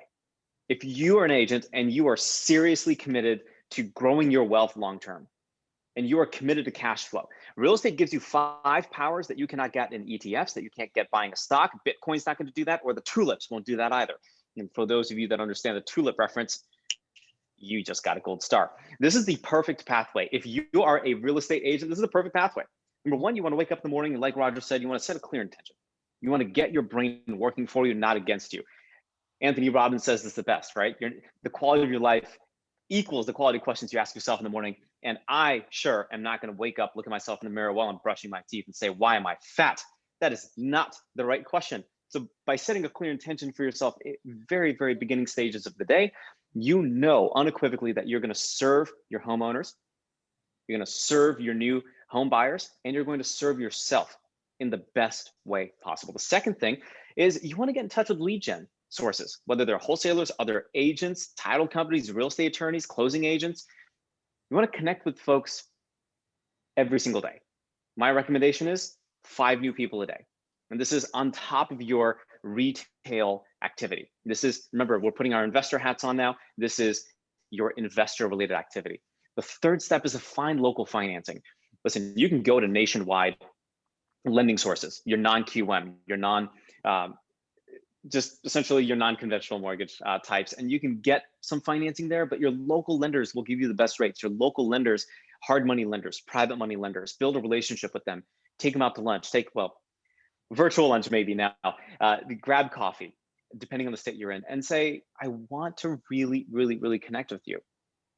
Why? Because I know at the end of the day, speed of money equals success in this world. It's that simple. Money loves speed. Right, exactly. I have the need for speed, like at least 5 times. And then you want to build your team. Building your team consists of a couple of team members. We'll go through those in a second, but building your team is really important. When you see me in person, maybe at some point in the future, I'm 5'5" and 130 pounds, like wet. I mean, I know what a sledgehammer looks like, but I'm sure as heck not going to pick one up. I am the best white collar worker there is. Like I'm in no physical shape to do hard labor. Okay, like you see me, you're like, this guy can't even curl 5 pounds, maybe 2.5 doing bar on a Sunday. Okay, maybe. So after you build your team, which is really important, that's how you're going to execute your deals. You want to scrub your deals heavily. That's the due diligence part. And then you want to buy the SFR, in this case, single family rental. You can also do this for a flip. Your deal sourcing, step 1, let's cover this because it's just, we got to cover it. Wholesalers, your fellow real estate agents and realtors, private lenders, construction crews, absentee owners, and GoSection8.com. GoSection8.com has some pretty interesting opportunities, but so do meetup groups. If you're a new agent, you're wondering, how the heck am I going to get clients right now? First and foremost, go provide more value than anybody else. Go provide more value than anybody else by attending meetup groups, and you can even do so virtually. The second tip here, if you're looking for inventory, if you're looking for opportunities, go call some tired landlords. Do you know how many landlords are going to be tired after the moratoriums? Absolutely. Are you kidding me? Every single one of them that have these GoSection8.com listings are begging to be called. You can go to GoSection8.com and you can find their contact information. You get all the listing details of that property and say, hey, you know what? I can call you. And if you're interested in selling, list the home with me. The third source, my favorite, go to listsource.com, and the option where the red arrow is pointing, you can select absentee owned properties. So if you're in Jersey, if you're in DC, if you're in Florida, and if you click on absentee owned properties, after selecting the state you want to search in, guess what happens? ListSource gets all of the data, and you can buy this data, and you can buy the addresses. Sometimes they have phone numbers, and guess what happens? That goes into your hopper. That goes into a postcard campaign. They're cold leads. But you know what? It works. There are wholesaling companies in Atlanta that spend between $4 and $5 million a month on postcards. Good Lord. It works. I know, Lorna, it's insane. Absolutely insane. Good old Craigslist. I'm notorious for walking around Atlanta, going into rehabs that are being done, asking the construction crews for their contact information if they're doing a good job. And they're like, who is this weirdo Indian brown guy that walks in and says, give me your contact information? Yep, that's me. Absolutely. But that's smart though. That's smart because you're seeing the work. Yeah. And you know what? You know what else these construction crew guys and gals know? They also know the other investors that are in the area, and they also know other deals that are being done. Due diligence. Let me talk about due diligence. There are a couple of things that I look at. These are all of the points, all of the characteristics of every property I look at every single time. But there are a couple that I think that are really important. Number 1, school ratings. Why does anybody move anywhere? Especially if you have kids. Schools, let's face it, just makes sense. Jobs and industry. Detroit is a great example of this. Detroit, before the city of Detroit reinvented itself, what were they known for? The one thing, what were they known for? Auto. Yes. GM, Ford, Chrysler. Yeah. They're all based out of Detroit. Where was biotech? Where were the consulting companies? Where was biomedical? It wasn't there. It didn't exist. So why did people invest in Detroit? You're right, they didn't. Throughout the 90s, Detroit was losing between 8 and 10% of their population every single year. There was a mass exodus from Detroit when at one point in time, Detroit was the epicenter of innovation. Why did that happen? Jobs and industries just weren't there. You're looking for a city, you're looking for a community that has really strong jobs and industries associated with that city or associated with that state. Last but not least, you want to take a look at competition. Who are you competing against?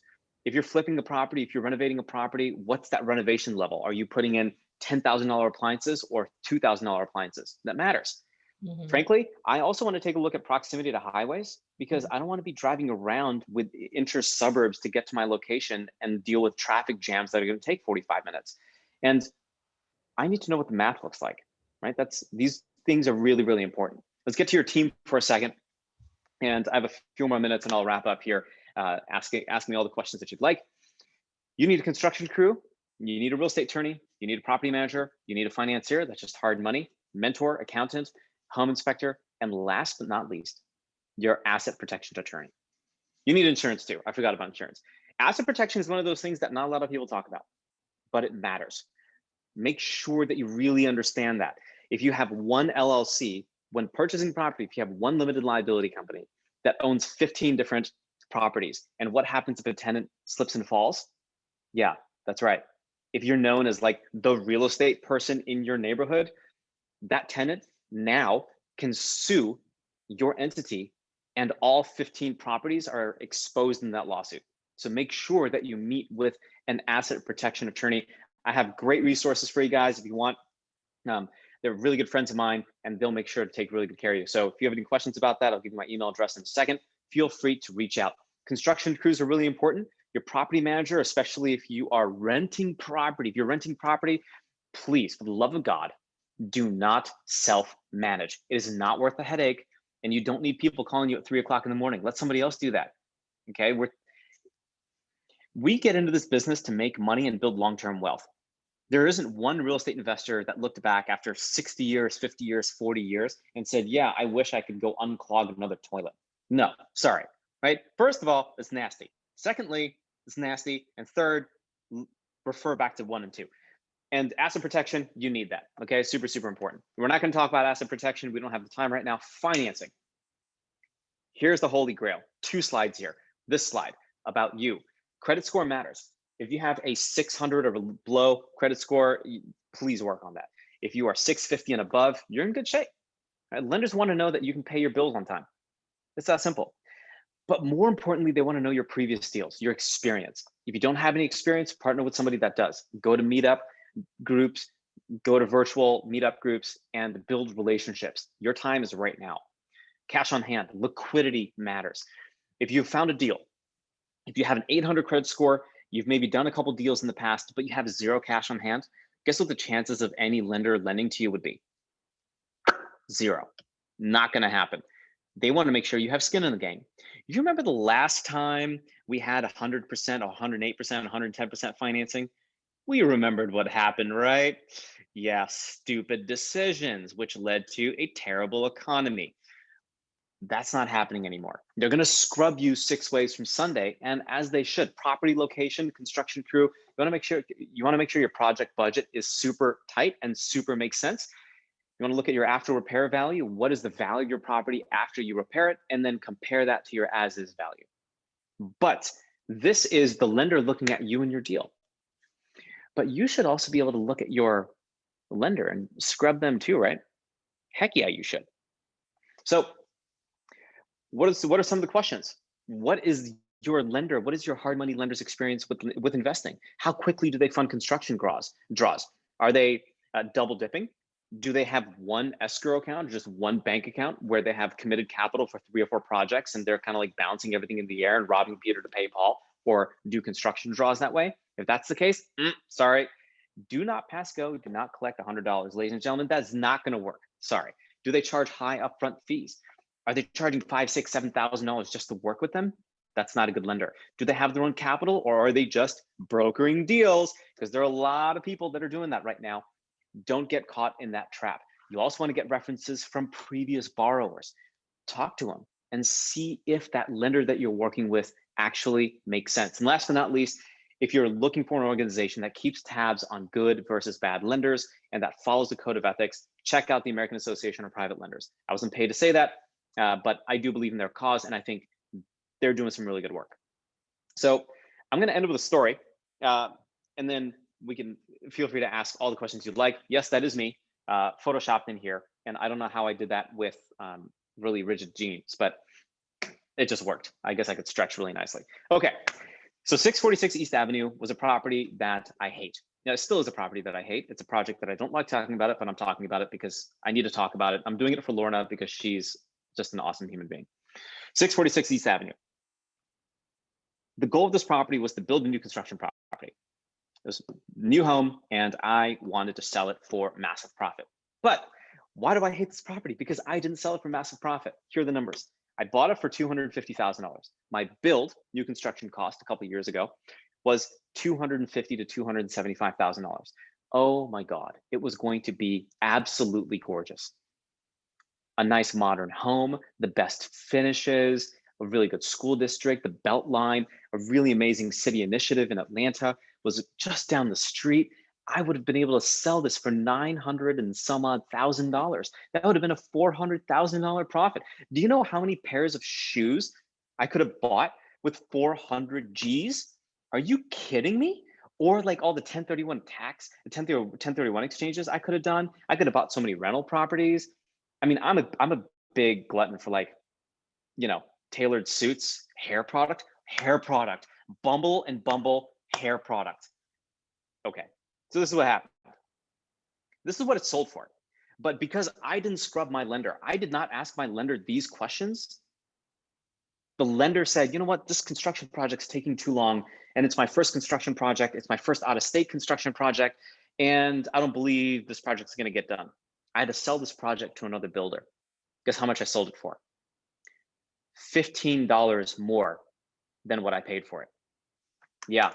You know how much money I lost in that deal? Yeah, we're not talking about that. I lost several $100,000 on that deal. Wow. I know. I'm so sad, and I can't do it. That's how I feel every single day when I wake up. And you might think of asking yourself the fact that you're so fat in the morning. Well, I ask myself how stupid I was to lose this deal. Okay, so that's all the time that I got. I have some additional case studies and things, but you know what? Happy to share the slide deck with you. I just wanted to pop in for a few minutes, talk really fast, and get as much out there as I could. Here are the couple of gifts, and then I'll go to the questions. Gift number one, I wrote a book on this topic called Make It Rain, Real Estate Investing for Real Estate Agents. Lorna will send that to you. That is yours for free. You can also buy it on Amazon if you want to support me, but you don't have to, it's fine. She'll send you an ebook copy of it. The second thing, I've done a couple of radio shows now. I mentioned this. One of the radio shows in the morning was called the Avi Golhar Show on Biz 1190 in Atlanta. It was live local radio. That radio show went national. The benefit of that is I got some really amazing guests on the show, and I picked some of the best episodes that have never been made available to the public, including an episode with Kevin Harrington, who was one of the original sharks from Shark Tank season 1. He was on the show, and it was a phenomenal episode. I also had the author of Ninja Selling, and I can't remember his name. Yeah, I know that book. Yeah, incredible book. And if you haven't had a chance to read the book, I highly encourage you read it. He was on the show, and we talked about how his agents on average destroy, like they slay. They destroy the national average. Like if the national average is like 10 deals sold per real estate agent, they're doing like 55 or 60. His agents make so much money, and there's a reason for that. Ninja Selling, check it out. You will not be, you won't go wrong checking out the book. You will not be, what's the word I'm looking for? You will not be what? Thank you. You will not be disappointed. So I'm going to throw my chat, Ninja Selling, Larry Kendall. There you go. I'm going to throw my personal email in the chat so you have it. Boom, there it is. I cannot give you my cell because I just feel like that would be really hard for me to get back to everybody, but I do check my email frequently. And if you have any questions, I'm going to stick on for another 4 minutes. Everybody breathe. That was awesome. Do you guys have, this has been fantastic. Thanks for the clarity. Demary, do you have any questions for Avi? Any questions? Post the questions here in the chat so we can. Yeah, we'll give it a quick second or two. We'll give it maybe in a minute or two for these questions. So Avi, I mean, I know you talk really fast, but the takeaway I got from your talk is really add in real estate investing as a piece of the puzzle for not that it's another thing to do, but Karen shared earlier, once the systems are set up, because everything you talked about it was systems, right? So once you set up a system to have that flow for you, you can have that going, that's another piece of the freedom, right? Yep. Yeah, and it all comes down to the financial freedom number, right? Like, Yeah. what do you need? Yeah. What do you need in passive income? I mean, true passive income to do what you ultimately love to do, which is help homeowners and help homeowners sell, or help first-time homeowners get into a property or get into a home of their dreams. Yeah. This enables all of that. Cash flow. It's not cash. There are a lot of people think that cash is king. I disagree, because cash, you can get debt, equity you can raise. Yeah. Debt is super easy and super cheap these days. Cash flow is absolutely king. Okay. And that's ultimately what matters. And the more of that you have, the better. Dustin has a question. Is there any physical issue with the property that's a red flag? Foundation issues, HVAC, bad plumbing, or does it all depend on the numbers? Dustin, it all depends on the numbers. Okay. If there's a foundation issue and the guy wants to deed me the house for free, yeah, I'll take it. I'll get rid of the house and then build another one. Right. If I'm paying $250,000 for a house in the 646 East Avenue example, then yeah, there has to be significant upside. In that case, that was a new construction deal, and I also tore it down. But foundation issues, depending on how bad they are, can be a deal killer. A roof, not so bad, because you can get rid of a roof and find another one, So I hope that answered your question. All right. Any other questions? Last chance. 60 seconds. Yes. And Dustin Countdown. says it does. Awesome. Makes sense. I know. Go hard. Thank you so much. You're welcome. Thanks for having me. Again, on a different level when you have more time. There's Dallas says, great insights. Thank you. Roxana, excellent question. Love it, love it, love it. Abby, you are amazing. Thank you for taking the time today to come. I know you're really, really busy, and sure in gratitude for you showing up. Thank you. Thank you. Thank you for having me. Thank you, guys. And I'll be in touch with you, okay? Of course. Sandra says thank you. Roxana says thank you. Thank you, everybody. All right, Abby. Bye now. Take care. All right, people. So we're just around 5 p.m. What do you think? We have gone through 5 speakers plus myself. Let me hear your takeaways. We have VIP starting in a few seconds. Brittany just posted the VIP ticket purchase in the chat if you wanted to hop on and have more personal time. Abby is the one that will not be on the VIP. There'll be Kevin, Lori, Roger, and Karen will be on VIP. So if you want to take advantage of that, go ahead and click on the link and make your purchase. Thank you so much for joining us on the Happy Realtor Show. I hope you'll come back. We're going to have more awesome speakers, and we'll bring back these speakers because you guys obviously enjoyed them. And I hope that this was valuable for you, that you'll take this away, and whatever you learned today, you'll take it away and implement it in your business. And if you need help implement it in your business, everyone needs accountability.